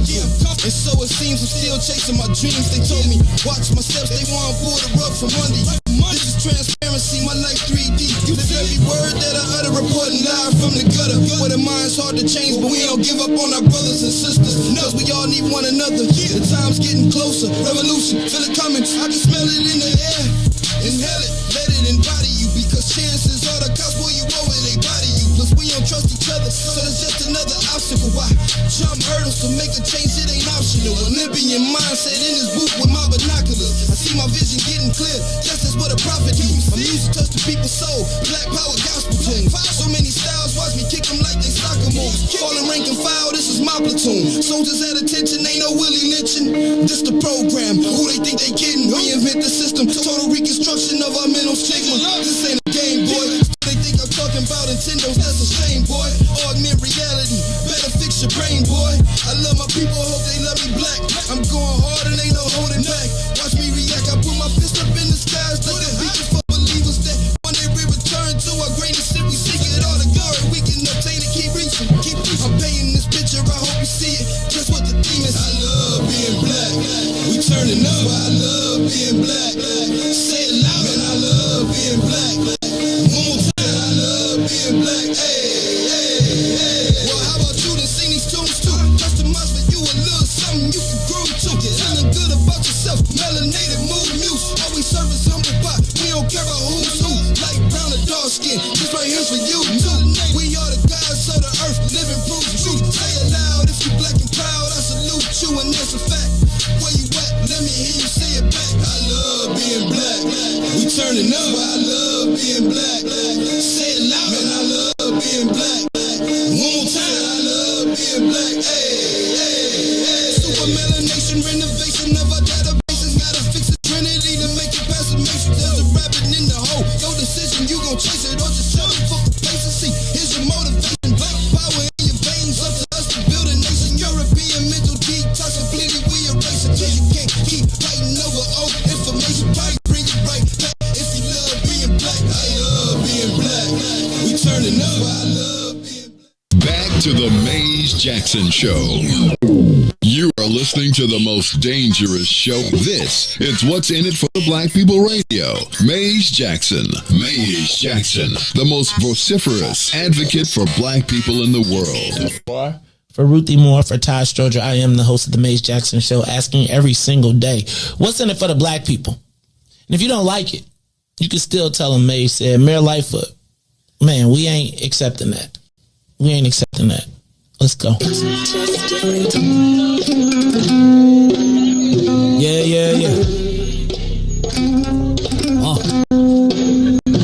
Let's get down to business and go ahead and address the facts, man. Lightfoot seems more lesbian than black. Rahm Emanuel's another case. He was just as tired. 50 closed schools left much to be desired. Police had Anjanette naked on their body cam. They suppressed the footage so it couldn't touch a lot of hands. Reminds me of that 16 shots in that cover up. Both of them similar, so I went and dug it up. George Floyd killed, a lot of riots happened in the town. Southside burned and they wouldn't let them bridges down. Grandmother sick, need a prescription and plus a couple groceries. You gon' have to travel just to get it now. COVID-19 out here shutting all the business down. Not enough SBA loans to even give around. So many failed businesses that you can put them in the pile. If you don't survive the pandemic, it's gonna sit you down. We sing, dance, play ball, entertain, and crack jokes. Government infested black neighborhoods with crack smoke. System that milked us so bad, we got lactose. Still trying to find out what's in it for us black folks. We sing, dance, play ball, entertain, and crack jokes. Government infested black neighborhoods with crack smoke. System that milked us so bad, we got lactose. Still trying to find out what's in it for us black folks. Shout out to Willie Wilson, hope one day you get to send it.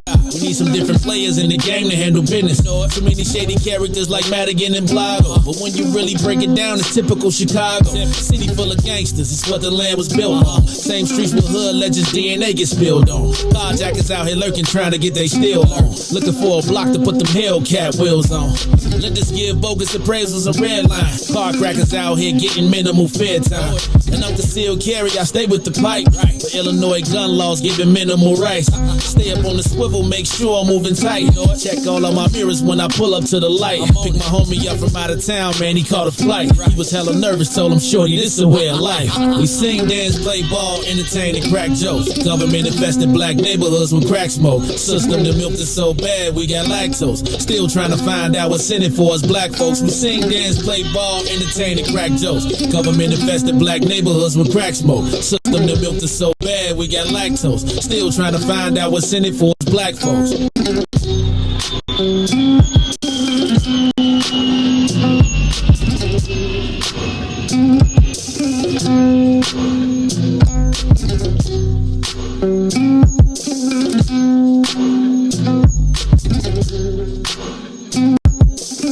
Good afternoon, Chicago. Good afternoon, world. This is the Maze Jackson Show. I'm your host, Maze Jackson. Get us every day, Monday through Friday, 3 to 6 p.m. on the Maze Jackson Show. You can get us on YouTube, Twitter, Twitch. You can also get us on WBGX every day, Monday through Friday, 6:30 to 8. Shout out to my man John Austin.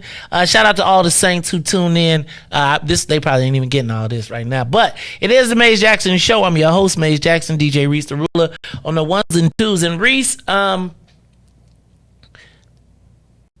Maze Jackson Show has never been meant to be a platform of hate. Right now, it has been meant to be a platform of black self-interest, and I do think I use some colorful language sometimes. But I do think that it is, I think we're going down a dangerous path. And what I want to say to the black people out here, black people, and they'll probably use this against me too, but I want you to pay attention to who is utilizing these tactics, who is making race an issue. And I want you to think about how this kind of happens to black people, black men in particular. And I want you to pay attention to the willingness of people to use race as a division in politics. You remember the Democratic governors, right, Reese? How they be doing the commercials and they say all the bad stuff about the black guy, but they want the black vote, right? So here essentially is what's happening. What you have is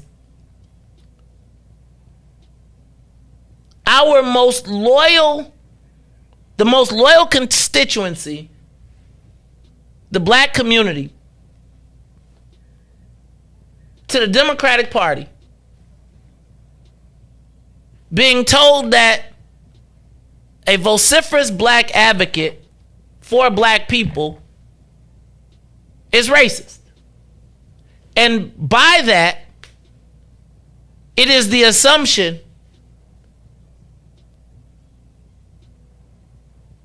that you will be able to use a black man to destroy a black woman. Now, I need for you to be cognizant of this, because remember how I used to tell you that the reason that I knew the reason that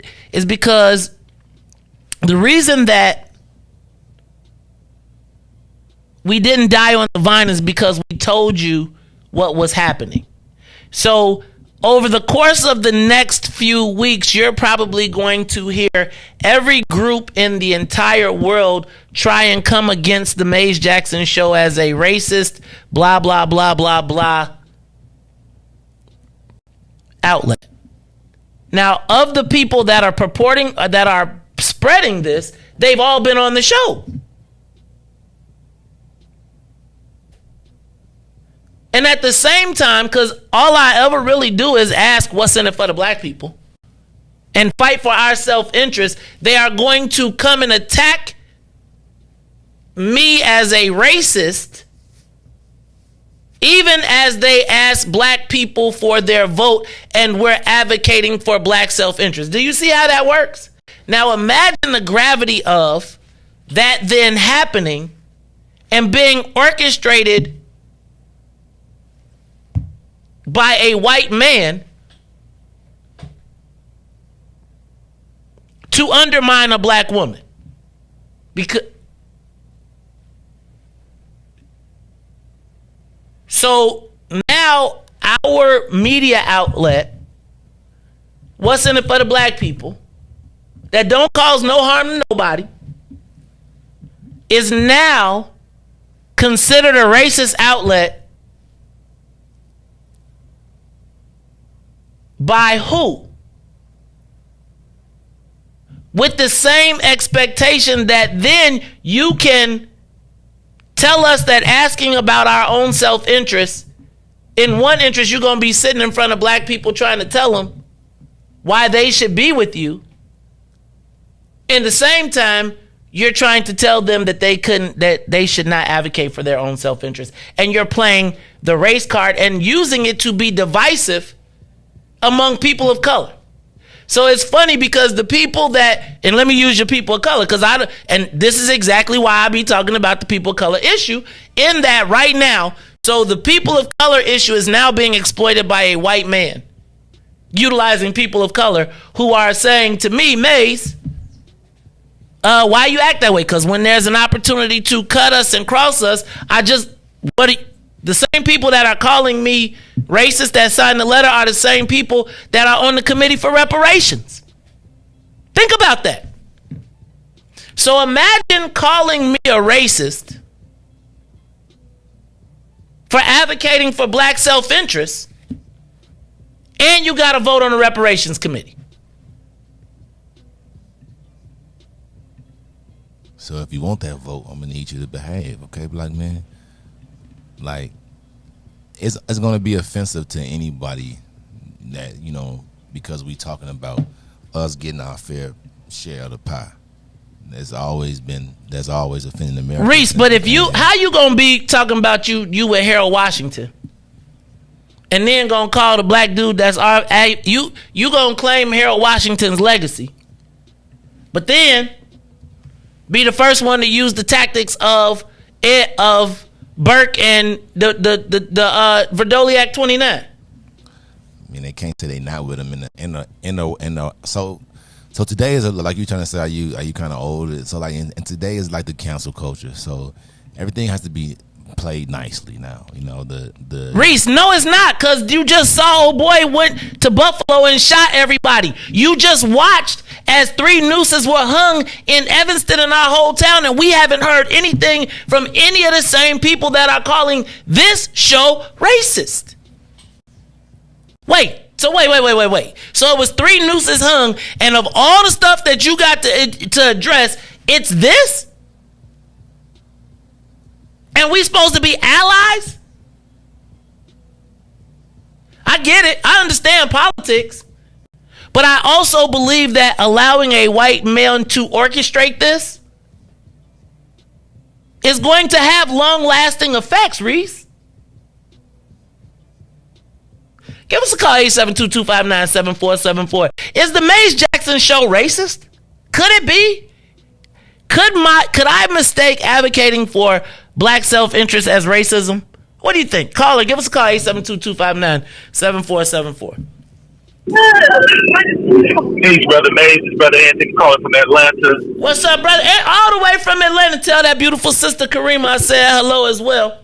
She right here. She listening to you, brother. Peace, my brother. How you doing? Hey, sis.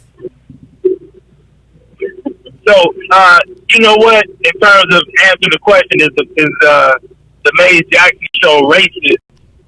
Well, if you look at what the suffix ISG, the definition of it is an indicator of one's dedication to or proficiency in a particular thing. So that's why if you have somebody who plays the piano, they are called a pianist.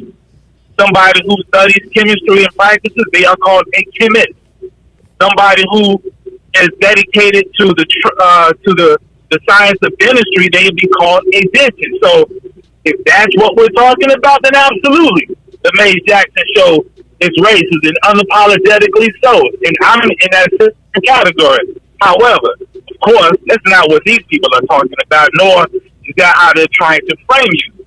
This is a tool to try to demagnetize you from those who would be interested in aligning themselves with you, whether they be black or from other groups, because they're trying to frame you to be persona non grata. I believe that, this latest salvo, if you will, is either people who are being opportunistic and trying to take shots at a man that they think is down, or it could be that they're also being propped up and being put up to this by people who choose to remain behind the scenes. In either way, I'm not going for it. And when and I assume that these questions you're asking, is it okay? Is it a safe space? I'm assuming that these are just rhetorical questions, because the answer to it is when we step up to be the kind of people who want to exercise self-interest, it's never okay. It's never a safe space in this America society that we live in to be pro-black, unapologetically black, and to call people utilizing your bully pulpit to call people to step up and act in a way that demonstrates self-determination. It's never okay for the powers that be. There's never a safe space. So, we may as well just make it up in our minds right now and moving forward that whenever we make a decision to do what's in our interest, we will be exposing parasitic relationships that have existed for too long as it relates to the black community. This unapproved symbiotic relationship from those who are leeches on us and who benefit from our disunity, or who benefit from our being in a dead condition economically, politically, socially. These are people who come around like vultures who like to flesh off of our dying carcass. And here you are calling attention and drawing a light to, like you were saying, those who would be our allies. What's the criterion for you to be an ally for us?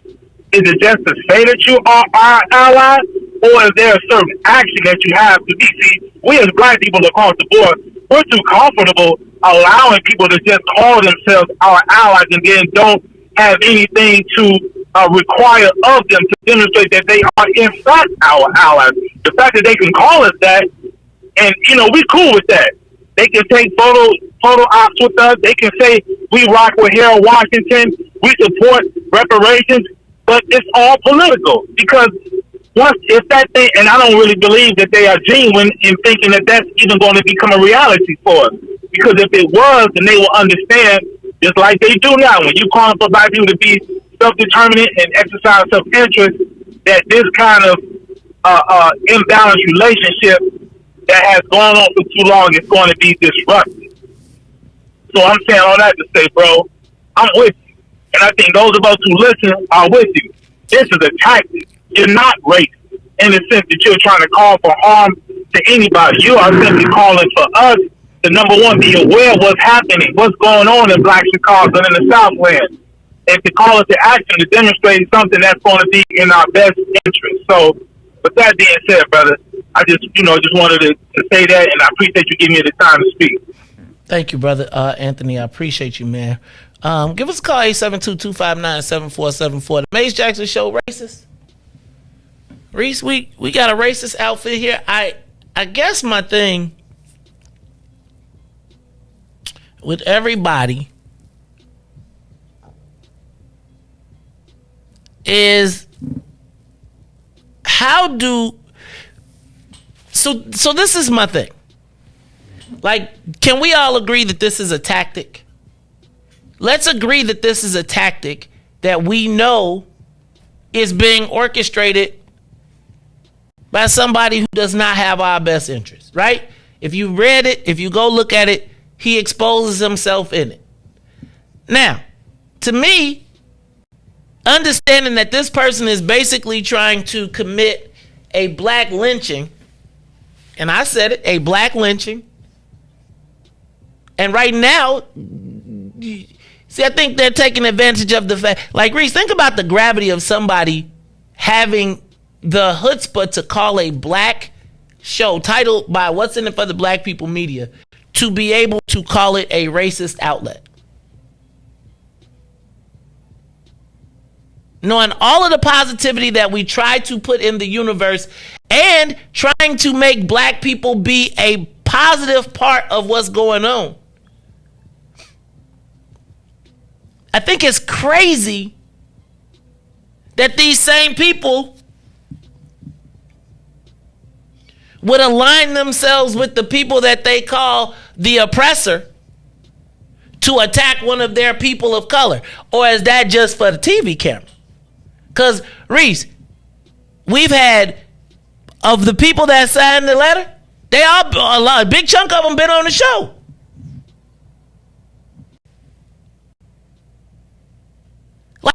Like Max, thank you for everything you do for the black people. Like Reese, they come here because even when they be talking smack, when they want to get back to black people, pure and unadulterated, where do they come, Reese? So now it's a racist outlet? Give us a call, 872-259-7474. Let me take a quick break, and then when we come back, we'll take your calls right after these messages. The Maze Jackson Show will be back after this break. WIIFTBPM. It's official West Suburbs and Chicagoland area. The Naperville Soulfest is back, featuring a live performance by Avery Sunshine and Carl Thomas on Friday, June 3rd, and Kindred the Family Soul, Selena Johnson, and Riis. On stage Saturday, June 4th at Naperville Settlement, located at 523 South Weber Street in downtown Naperville. If you missed the last Naperville Soulfest, you don't want to miss this one. Get your discounted tickets on Eventbrite or visit NapervilleSoulfest.com for more event details. For vendor opportunities with access to over 7,000 attendees, text 630-202-6431. That's 630-202-6431. Spend your first weekend in June at the Naperville Soulfest with Avery Sunshine Friday, June 3rd, and Kindred the Family Soul on Saturday, June 4th. Check out NapervilleSoulfest.com for more information. Maze Jackson. Uh-oh, what's in it for the black people? I want to know, is there an offensive black people list? Who manages it, and do black people have to honor? Maze. You're Uncle Tom. That's why you're an offensive. And the reason why you're Uncle Tom is the real story of Uncle Tom. How he worked for his freedom, and then the slave master reneged on him and wouldn't let him get his freedom. So you know what he did? He left. You're messing with the church's money. You were smart enough to work your way off, so you offended the white folks, and then you offended the black folks because your ass left, and because they wouldn't. And who manages the left is both black folks and white folks, because if you see in that situation, the black folks is just as bad as the white slave owner that Uncle Tom left. What happens if you say that and someone gets offended? You ran off the plantation, brother. That's why you're offensive. That's all I got, bro. Keep being offensive. Thank you. Maze Jackson. And now, traffic and weather.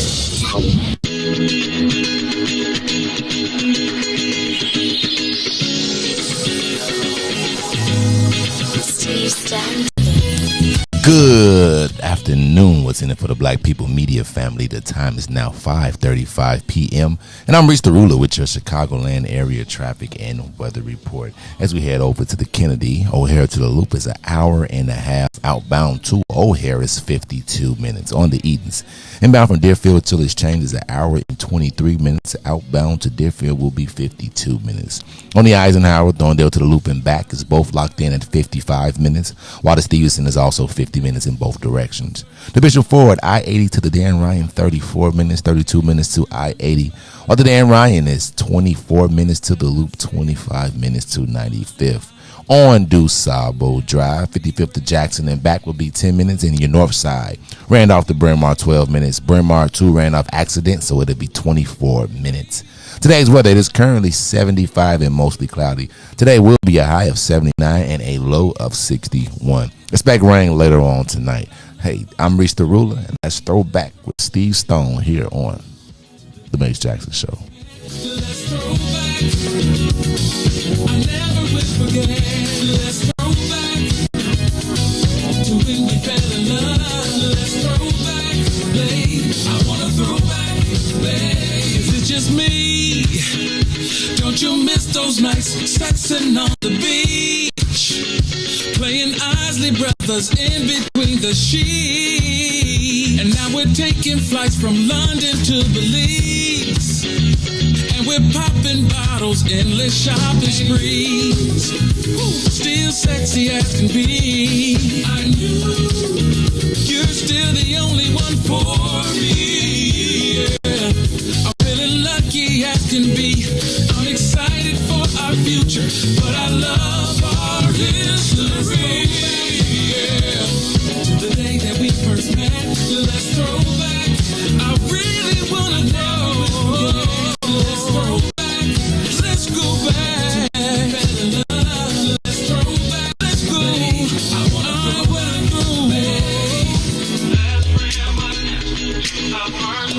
Oh, come on now. We were making love to the first time. Let's reminisce of the whip. We were making love.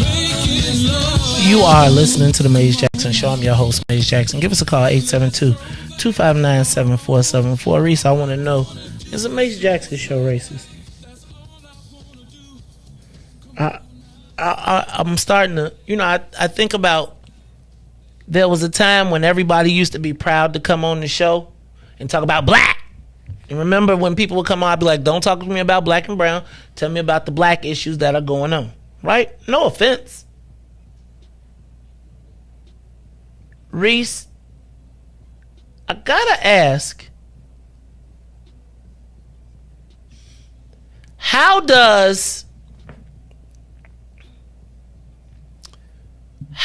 our quote unquote allies, have we ever denied anybody the opportunity to come on the show? Have we ever given anybody the opportunity to come in and say what they didn't I even let Vladimir Villegas come on the show and talk about, right? Reese, just a week ago nobody would have said anything because we could be used. Now, not useful. It seems like the first time the black folks stuck together and did what they were supposed to do, now there's a new wrath. And I just don't know that trying to create black unity should be a penalty for a black woman.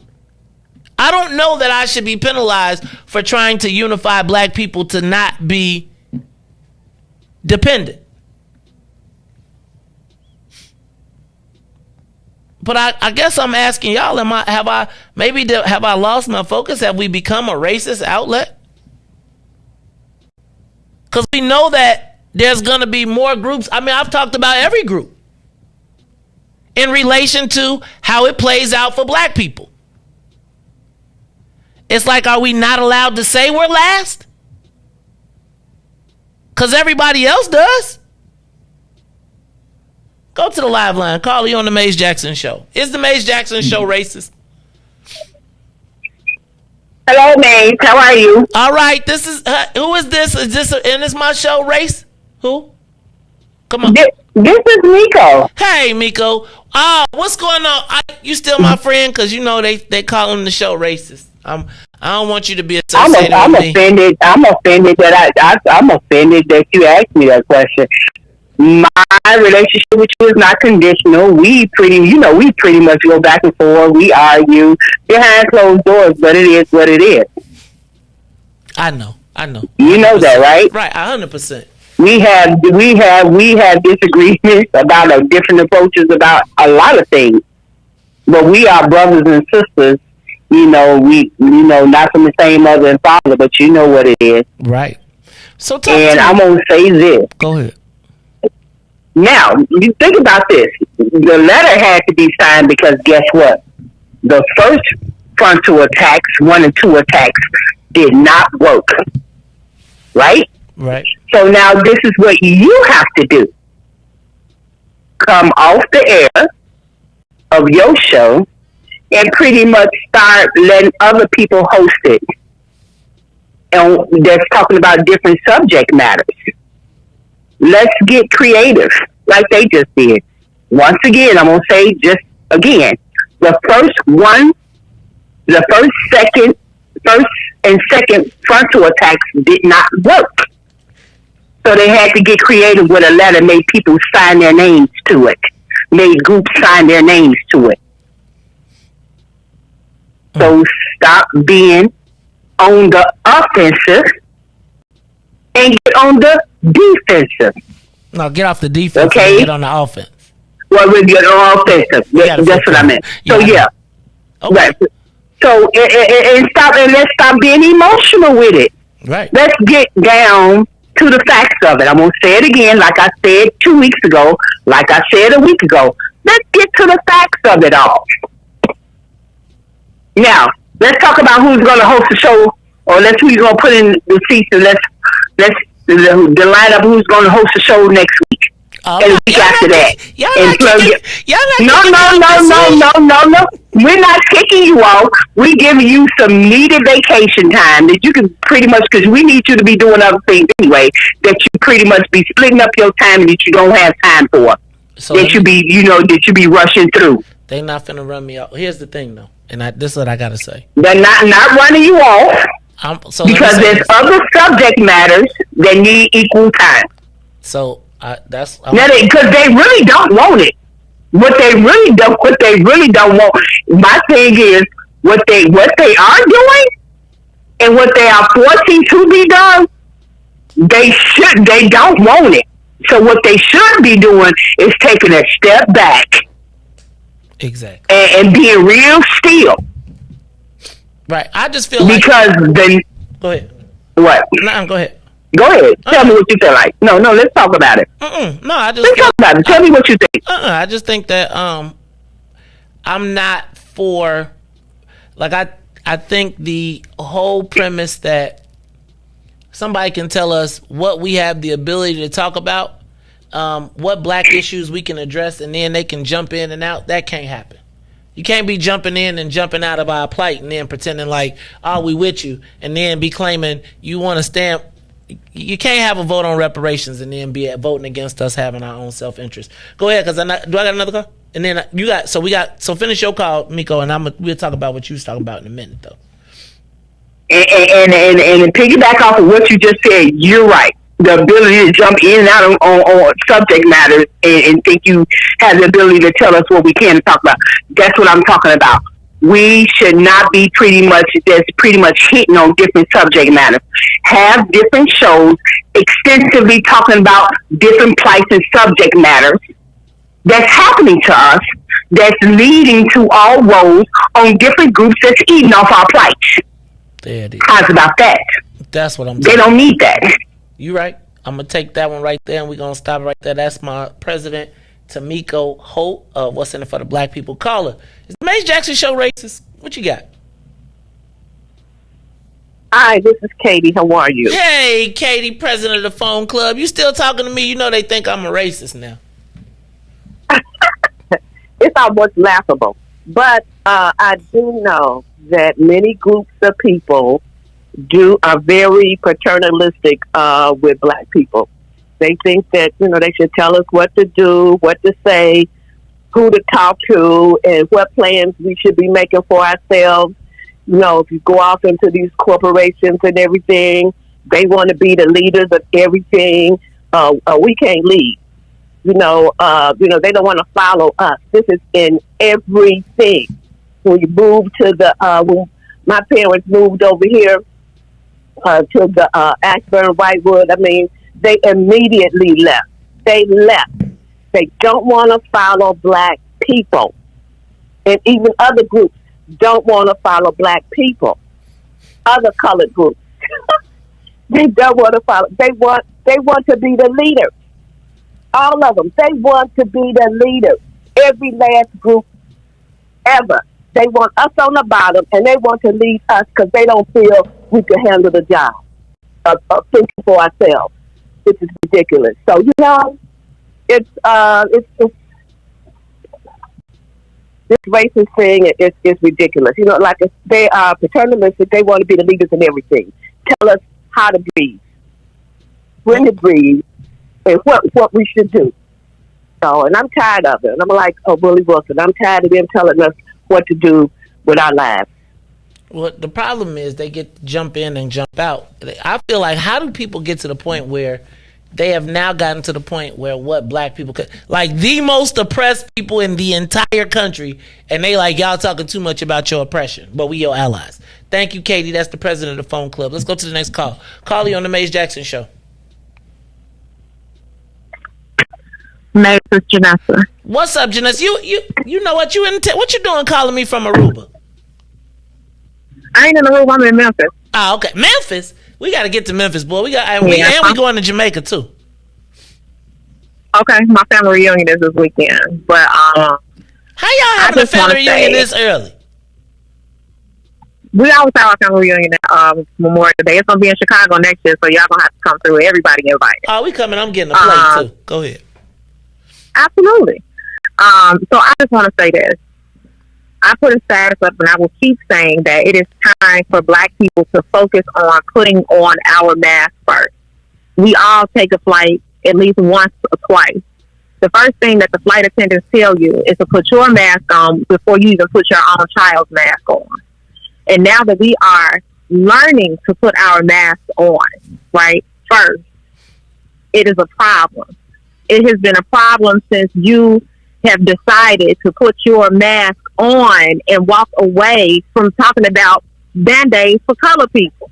It has been a problem since you have been talking about putting your mask on first and telling us about what was going on during the uprising when our people were going through their community and being attacked, impaled, killed, and harassed and beaten for just being Black. Have they done that? Did they turn off that? When I tell you I'm sick of their ass, I am exhausted of not being able to speak up for ourselves. This is why I keep telling people, stop jumping on everybody else's cause. Because when they come down to yours, they don't have nothing to say. They don't have nothing to say. They don't have a fan to make. They don't have a crayon to put to a piece of paper to say nothing about what is going on to Black people. They know we are the most marginalized community in this city, in this country. They know it. They ride off our coattails. They rode off Mayor Harold Washington's coattails. And they don't think that Harold Washington will have the same thoughts that you have today. Harold Washington didn't give a damn about what he said. It was about his people first and him putting his mask on first. For his people. Keep doing what you're doing. Stick it all they at. I love you. Thank you, sis. And it's like, I really don't want that to come from, I don't want nobody to interpret that as a place of hate. It's like, man, Joe, we have watched I promise you, until I took the class MLI, I never knew about self-interest. Reese, I didn't. I thought we all supposed to be sharing everything equal and everybody going. And when I was sitting in the class, they was like, no, dog. We're looking out for ourselves. We can when it makes sense, we can be cool, but we're going with the power. Now, all I'm suggesting is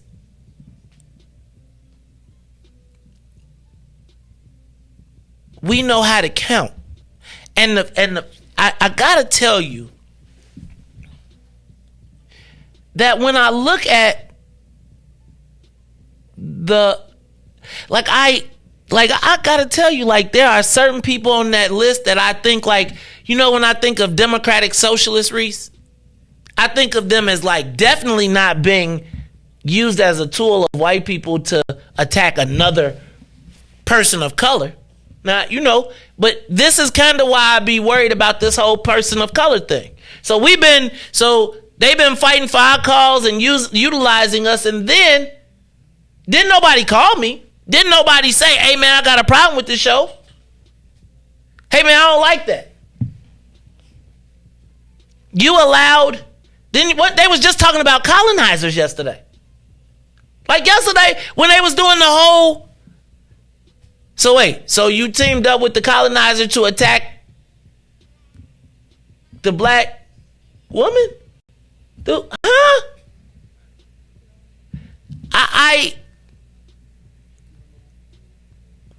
I need for that not to be a reward for the orchestrator. I need for that not, like, when he come to your neighborhood, you like the tactic is clearly now divide. I am now going to be, so right now you have decided you're going to be Bernard Epton. You have taken the path. I'm a radio show host that does satire.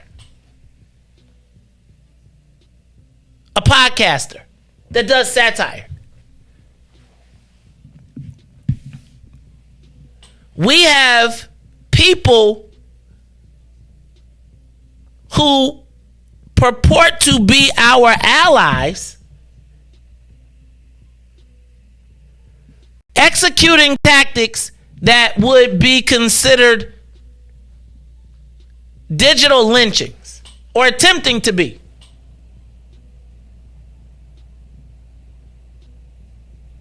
It's the Mace Jackson Show. We got anybody on that line? Call it. Give us a call. 872-259-7474. Is the Mace Jackson Show racist? I never thought of that. Hey, caller. It's not racist. It's not racist. Well, what is it? Why is it that I feel like I'm trying to do right by our people and it seems to be offensive to other people? Should I really not be called what's in it for the black people? Should we stop? Is that now an offensive thing to people? If you stop doing that, then I'm out of here. Oh, well, you can't be. I call you every now and then. How you doing, May? Hey. Who there? This is Ruby. Ruby, see? Now I'm going to tell you. Now you see if I'm calling. I remember you calling before, right? And yes. And our people were under assault. Like, people were being attacked. And it's like all of that doesn't, like physically assaulted. And now nobody remembers that. Like, and now I'm the racist? No, you know you're not the racist. I know you got to be being a little facetious with yourself there, because when you're doing something right, you're going to get pushback. So you're getting the pushback, so you know you're doing something right. You know you're on the right road.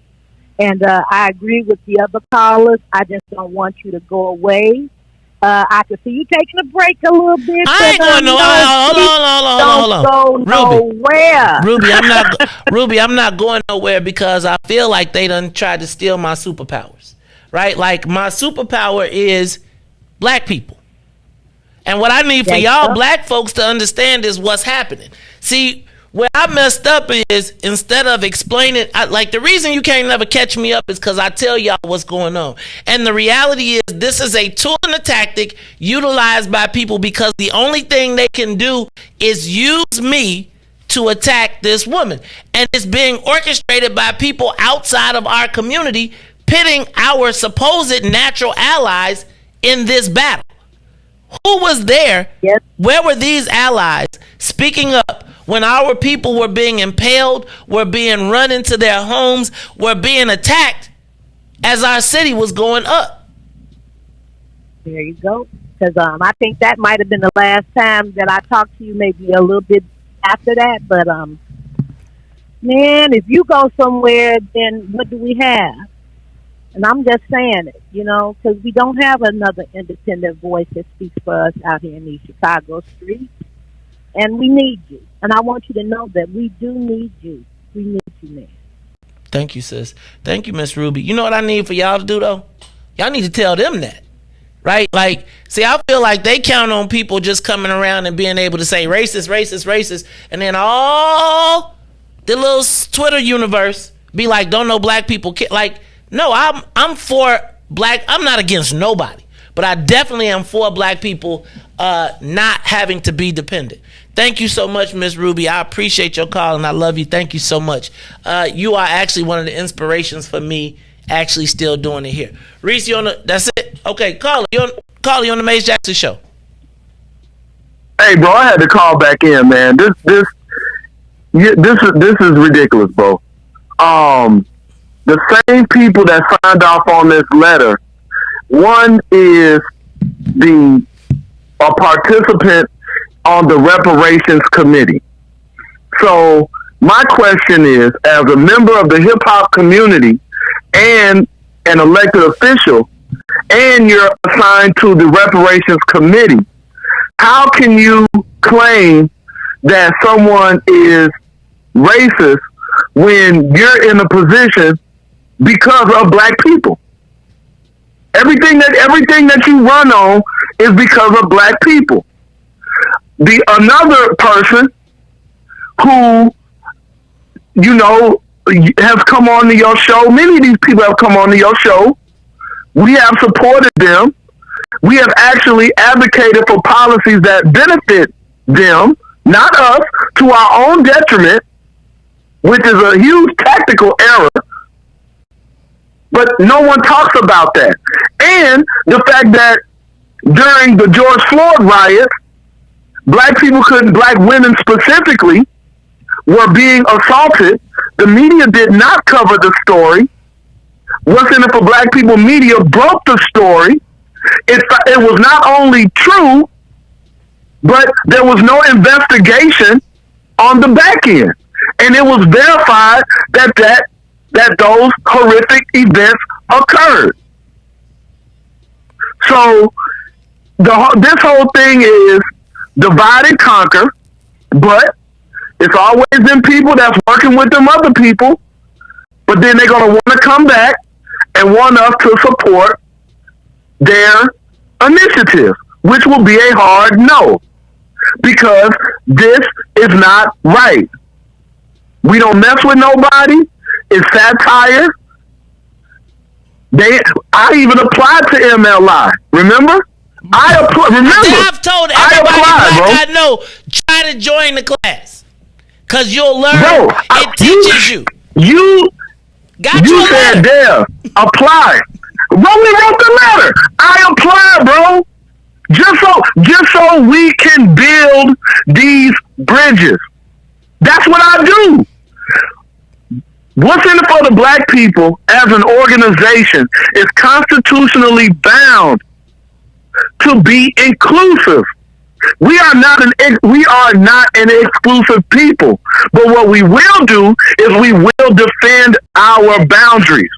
And you will respect us, and you will engage with us in a balanced way. That is what you will do. This is a political attack. This ain't even got nothing to do with you. Because the reality is, just like the president said, it's 100 people that have just as vociferous advocacy perspective as you do, sir. And they don't want to hear that. Leave us alone. Let's get through this period. Let the candidates be on their own merit. Leave us out of it. That was the arrangement. Now here they come piling on. Don't bring no wood. Don't bring no rope. Because we got wood and rope too.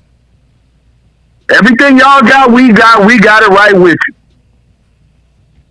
And that's it, bro. We're not going. Leave us alone. It go both ways. They really mad at you, bro. I'm gonna tell you why they mad at you, dog. They mad at you, bro, because you gave the black aldermen courage. That's what you did. You gave them courage, and that's why they mad at you. Because the black aldermen stood together and defeated them. The socialists are bogus. The other caucus is bogus too. Y'all wrong for bringing the wood and the rope, but it cuts both ways. Because y'all haven't seen nothing from BP1 yet. That's it. Peace. Thank you, Mr. President. Yeah, it's the Maze Jackson Show. You know we got more coming. I think I feel like we need to make sure. Like I I think that, can I tell y'all, I just think that this candidate is opening up an ugly can of worms that really shouldn't be involved in this race. Now, I'm doing my best not to talk about y'all. See, I done covered up everything. I ain't even, you don't see me talking. And if they want to keep making me an issue, I'm cool. But I am going to say that we cannot stay on the defense. It's like we can do the math, we can count, we can read, and we can see. And the trick of the devil is to tell you that you don't believe what you see. Don't believe your eyes. And I just think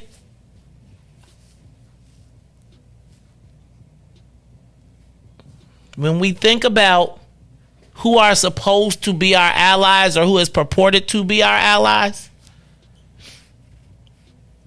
when you hear people using our language, talking about oppressors and colonizers and all of those things, and then they line up with them, like, hey, my man, like, you might not be with me, but you gonna line up with dude? You may not be with me, but hold on. But you with all of your ideological underpinnings and your understanding of the role of the oppressor and what you want to do for the people, y'all's attack was to a black man who's been oppressed over. Wait, you had Fred Hampton. Remember when I was telling y'all about all power to the people going away from us? Think about the gravity of that. And they'll be at your party.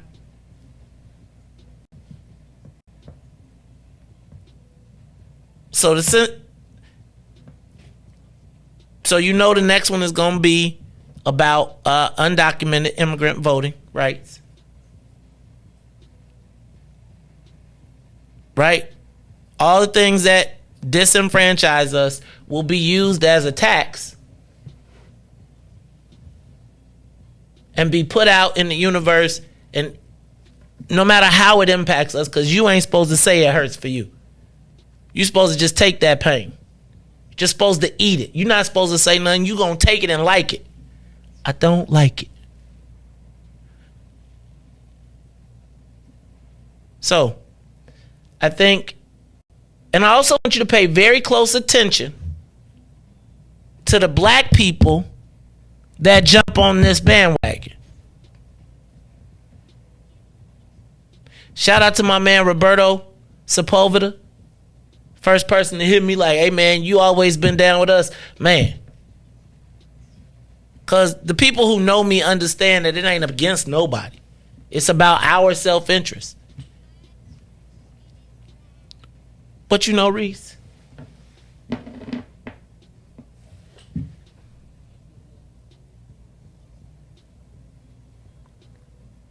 we can't be scared no more. But I do think it's very important to black people, right? And I want to send this out to Madam President Toni Preckwinkle. I want to send this out to the Democratic Party and to everybody that is paying attention to this race. The tactics that are being used right now are going to be detrimental for a long time. And I would argue that whether you don't like the Mays Jackson show or not, as the Democratic Party, you cannot foster racial divisions. You can't.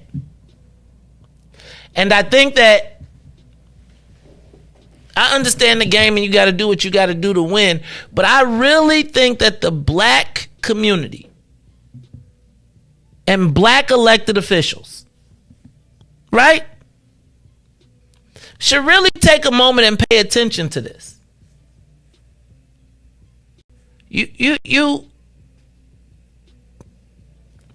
I just don't think it's okay for the party to intentionally employ the race card. And I do.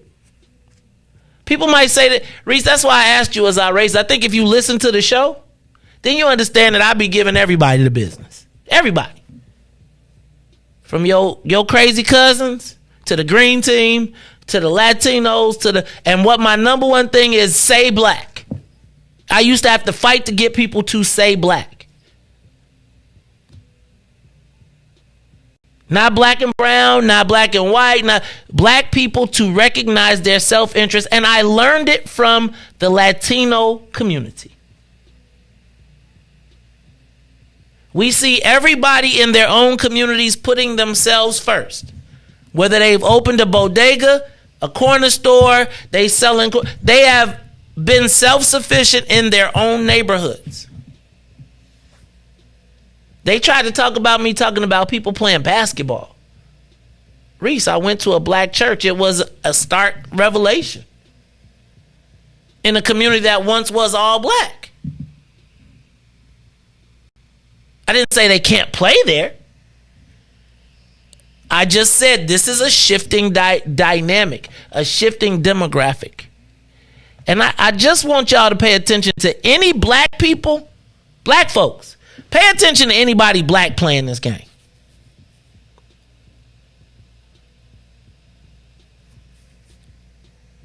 Like, we've seen that this candidate is using race as his tactic.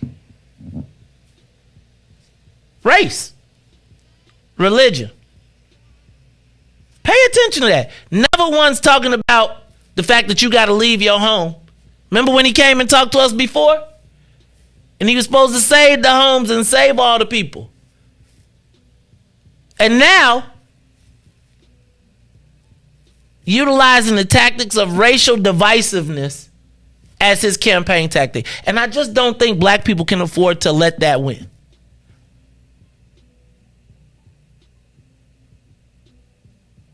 Look, y'all, it's the Mace Jackson Show. You got anything else, Reese? You feeling all right? You okay back there? Hey, man, they tried to put it on Reese today, man. Y'all check out DJ Reese, the Ruler post. He tried to get his carpet clean. Somebody said he ain't cleaning the carpet. Reese gave him a review. He gave him a flying in. Think about that. Think about, Reese, we ain't never called nobody out their name. You did. But we ain't never called nobody out their name. And I really don't think we've ever really meant anybody any direct harm, right? So I just want y'all to be clear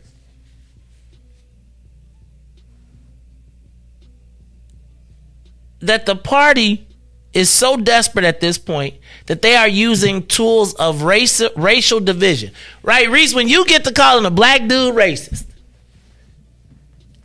The crazy thing about it, the first thing that the dude told me is that right before he called me to text me the N-word, as he told me that's the first thing that black people, run to, that they always say. He said, I'm not a racist. Nine texts later.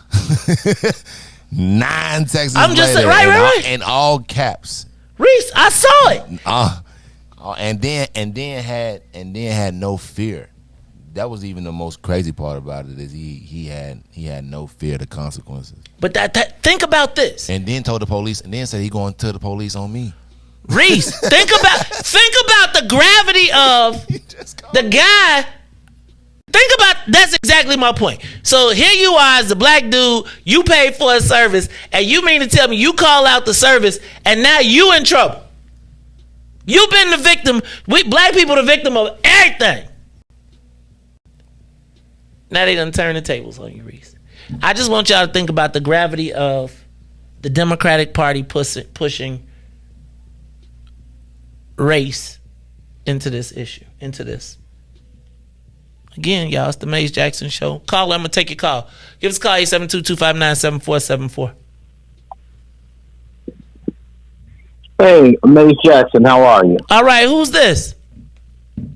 This is Maurice Newman. It's been a long time. Oh, what's up, Maurice? Dang, it has been a long time. Man, I ain't seen you since the barbecue and the cooking, but brother, I always appreciate your posts and your support, and always buttressing kind of the thought process that we have. I ain't gonna hold it. That's that Naperville in you. Stop it, man. I am always a supporter, but I will say Yes, you've given everyone the business, but because you've also tried to give black people the business, right? Watch this. You give them the business because you want black folks to have business. And so you didn't build this up for anyone to accept you. Black, white, Hispanic, whatever, right? So you took a trail that was not blazed before. So you knew we were going to get some thorns. You knew that as you were chopping down, going through, some people were going to fall behind, some people were going to get hurt. That is the very essence of progress. So I simply ask you, as I sit back and I watch, I think you are doing a yeoman job. You stayed true to your mantra from the very beginning, right? And so as I see this, it saddens me, but I'm not surprised that now the blackest of the black people I know is now being called a racist. You still wear Vaseline, brother. I'm saying, how dare, no, you know I'm just being funny. How dare now this political party that takes 90+% of our votes and uses it in any kind of way they want to, now tell you that you are a racist, your show is racist, simply because you say, black folk, it's business. I'm going to give the business to people so you can get business. And that's all they see. Man, you keep moving forward. It's been too much defense. Keep pushing, and now let's get on the offense, sir. And that's all I got to say. So yeah, I switched to follow you. Now 3 to 6. I'm around. But I'm almost cursing mad to think about some of the things I got to keep reading on this entire issue. But you keep going. It's people that are supporting in other ways, brother. Keep going. Thank you. Give us the business. I want the business side of it. I ain't trying to be poor, and I ain't took no vow of poverty either. I'm right along with you. Give me some of this pie y'all cutting up. Enough is enough is enough. Thank you, my brother. Can I tell y'all that I need for y'all to do in the process? Because I take the bullets, right? But the whole premise is we have a white man who is utilizing me to attack a black woman. Because it's really not about me. And I guess my question is, I need the black women to buttress. Y'all know how it goes if a black man try to defend himself. But what I just got to make sure that y'all do is y'all don't let this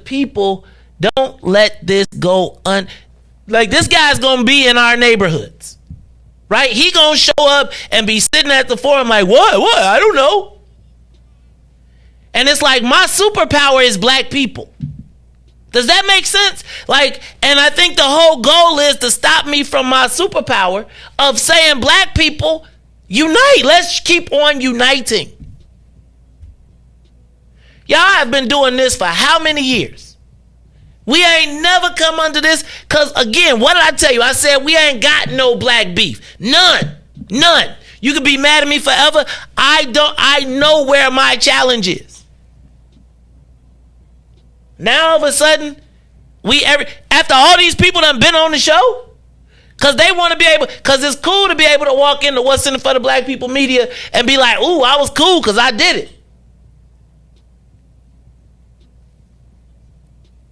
Y'all had to get my microphone back and some headphones because I feel like I done gave up my superpowers in the afternoon trying to be a kinder, softer, gentler, and it's like, wait, what?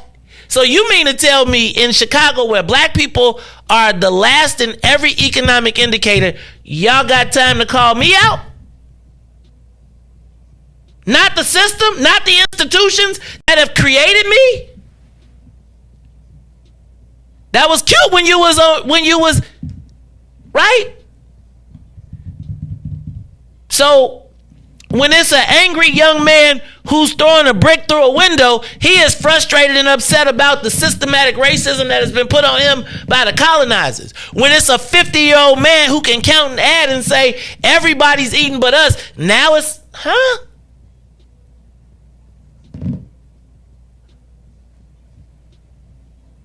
Reese, black people, y'all are my superpower. We just saw some of the same people, Reese, telling us about their love of Harold Washington.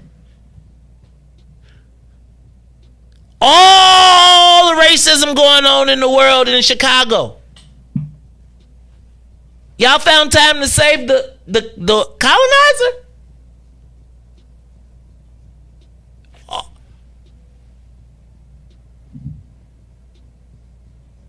That, Reese, that's that liberalism that always concerns me. Like when, like they don't like they not necessarily really, we're a tool. All right, man, I know I got to get up out of it. Did you send me with somebody on the, all right, I'll take this call. Call you on the Maze Jackson show. This is my show, racist? Hello. It's Jasmine. Hey, Uncle Maze. Hey, Jasmine, how you doing?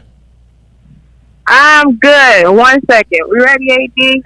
Thank you, Uncle Maze. Thank you. Why are we saying thank you? Because one, I want to thank you for, allowing me to be comfortable being black. Because every day I'm on the street in Logan Square at a white fundraising company, and we're getting weird looks all the time. So it's funny that the oppressor is saying they're being oppressed. LOL. But we want to thank you personally for allowing me and my friends to join the group, join the organization, and actually be proud of being black. I want to change the narrative of this whole conversation and say that you're doing a phenomenal job, and we really appreciate you. We really appreciate all the hard work that you're putting into, us as well, because we are the future, and you are doing a lot for us. And you're allowing me to be able to have a voice. You're allowing my friends to be able to have a voice. So I don't want you to ever feel that you're not doing what you're supposed to do. Of course, when you're doing what God has called you to do or let you to do, you're going to be attacked in every direction, whether it's from your own people or from other people. So, keep doing what you're doing. You're getting attacked right now because of the fact that you're doing your mission and you're thriving and you're good at what you do. And I look up to you. I call you my mentor when I talk to other people about you. I'm always promoting what's in it for the black people, always promoting black people first. And I love you. I love you personally. I call you Uncle Maze, not because, you're cool. I call you Uncle Maze because you have personally touched me, and I thank you for everything that you have done for me. I thank you for everything that you're doing for the youth, and I thank you for what you're doing for black people. And that's really all I have to say. Thank you, sis. I appreciate it. Man, thank you, Jasmine. That meant a lot. Y'all, it's like I just want our children to have a future. I want y'all to be able to see and do the things that I saw before. I guess, Reese, that's it. We ain't got too much more. Nobody on there, right? Let's go. All right, y'all. But I do want you all to one more time. What's man?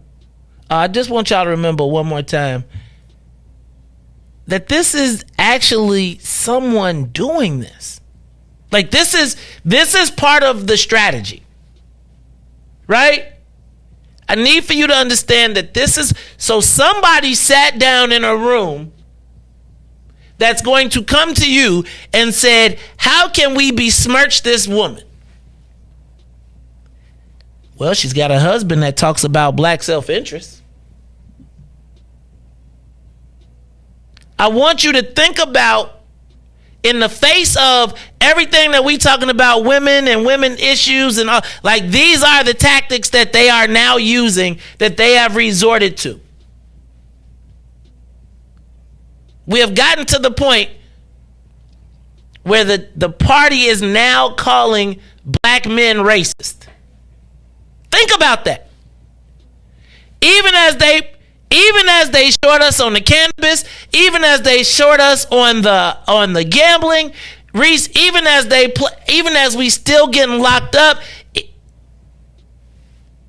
the answer is to this situation is to call a black man a racist, and people lined up to do it. And then gonna come to your neighborhood and be like, oh. Like we know what they think now. You know what they think about you and everything that we've talked about and all the times that they've listened and been like smiling. Like really?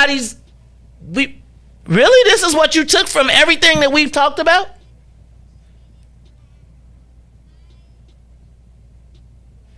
It's the Maze Jackson Show.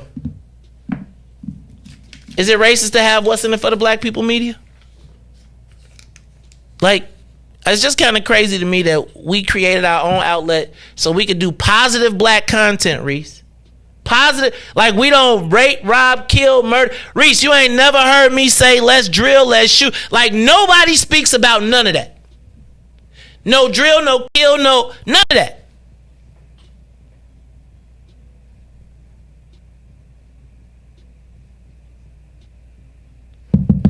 So, of all the things that y'all could come up with as the issues, not people leaving their homes, not being none, that's what you chose to focus on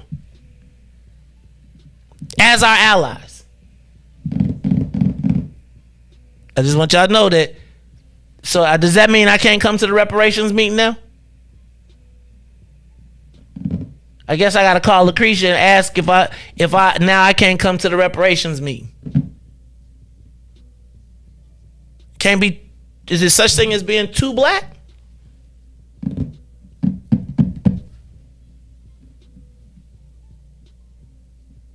There would be people that would tell you that I'm against somebody. I'm not. I'm only for us. But I must one more time tell you how disappointing this is to me as a person who has been oppressed, who oppression in this country was founded on, to have my oppression made a mockery of for a political campaign. Hey, y'all, I have sacrificed. I eat, sleep, and breathe this. Reese, that's it, man. Look, y'all, this is the Maze Jackson Show. I am the host where every single day we ask the question, what's in it for the black people? If you don't like it, call somebody and tell them Maze is a racist. Is that what we should say? Like, huh? It's the Maze Jackson Show. If you don't like it, you can still tell them Maze said we out of here. Peace. Let's get down to business and go ahead and address the facts, man. Lightfoot seems more lesbian than black. Rahm Emanuel's another case. He was just as tired. Act 50 closed schools left much to be desired. Police had Anjanette naked on that body cam. They suppressed the footage so it couldn't touch a lot of hands. Reminds me of that 16 shots in that cover up. Both of them similar, so I went and dug it up. George Floyd killed, a lot of riots happened in the town. Southside burned and they wouldn't let them bridges down. Grandmother sick, need a prescription and plus a couple groceries. You gon' have to travel just to get it now. COVID-19 out here shutting all the business down. Not enough SBA loans to even give around. So many failed businesses that you could put them in the pile. If you don't survive the pandemic, it's gon' sit you down. We sing, dance, play ball, entertain, and crack jokes. Government infested black neighborhoods with crack smoke. System that milked us so bad, we got lactose.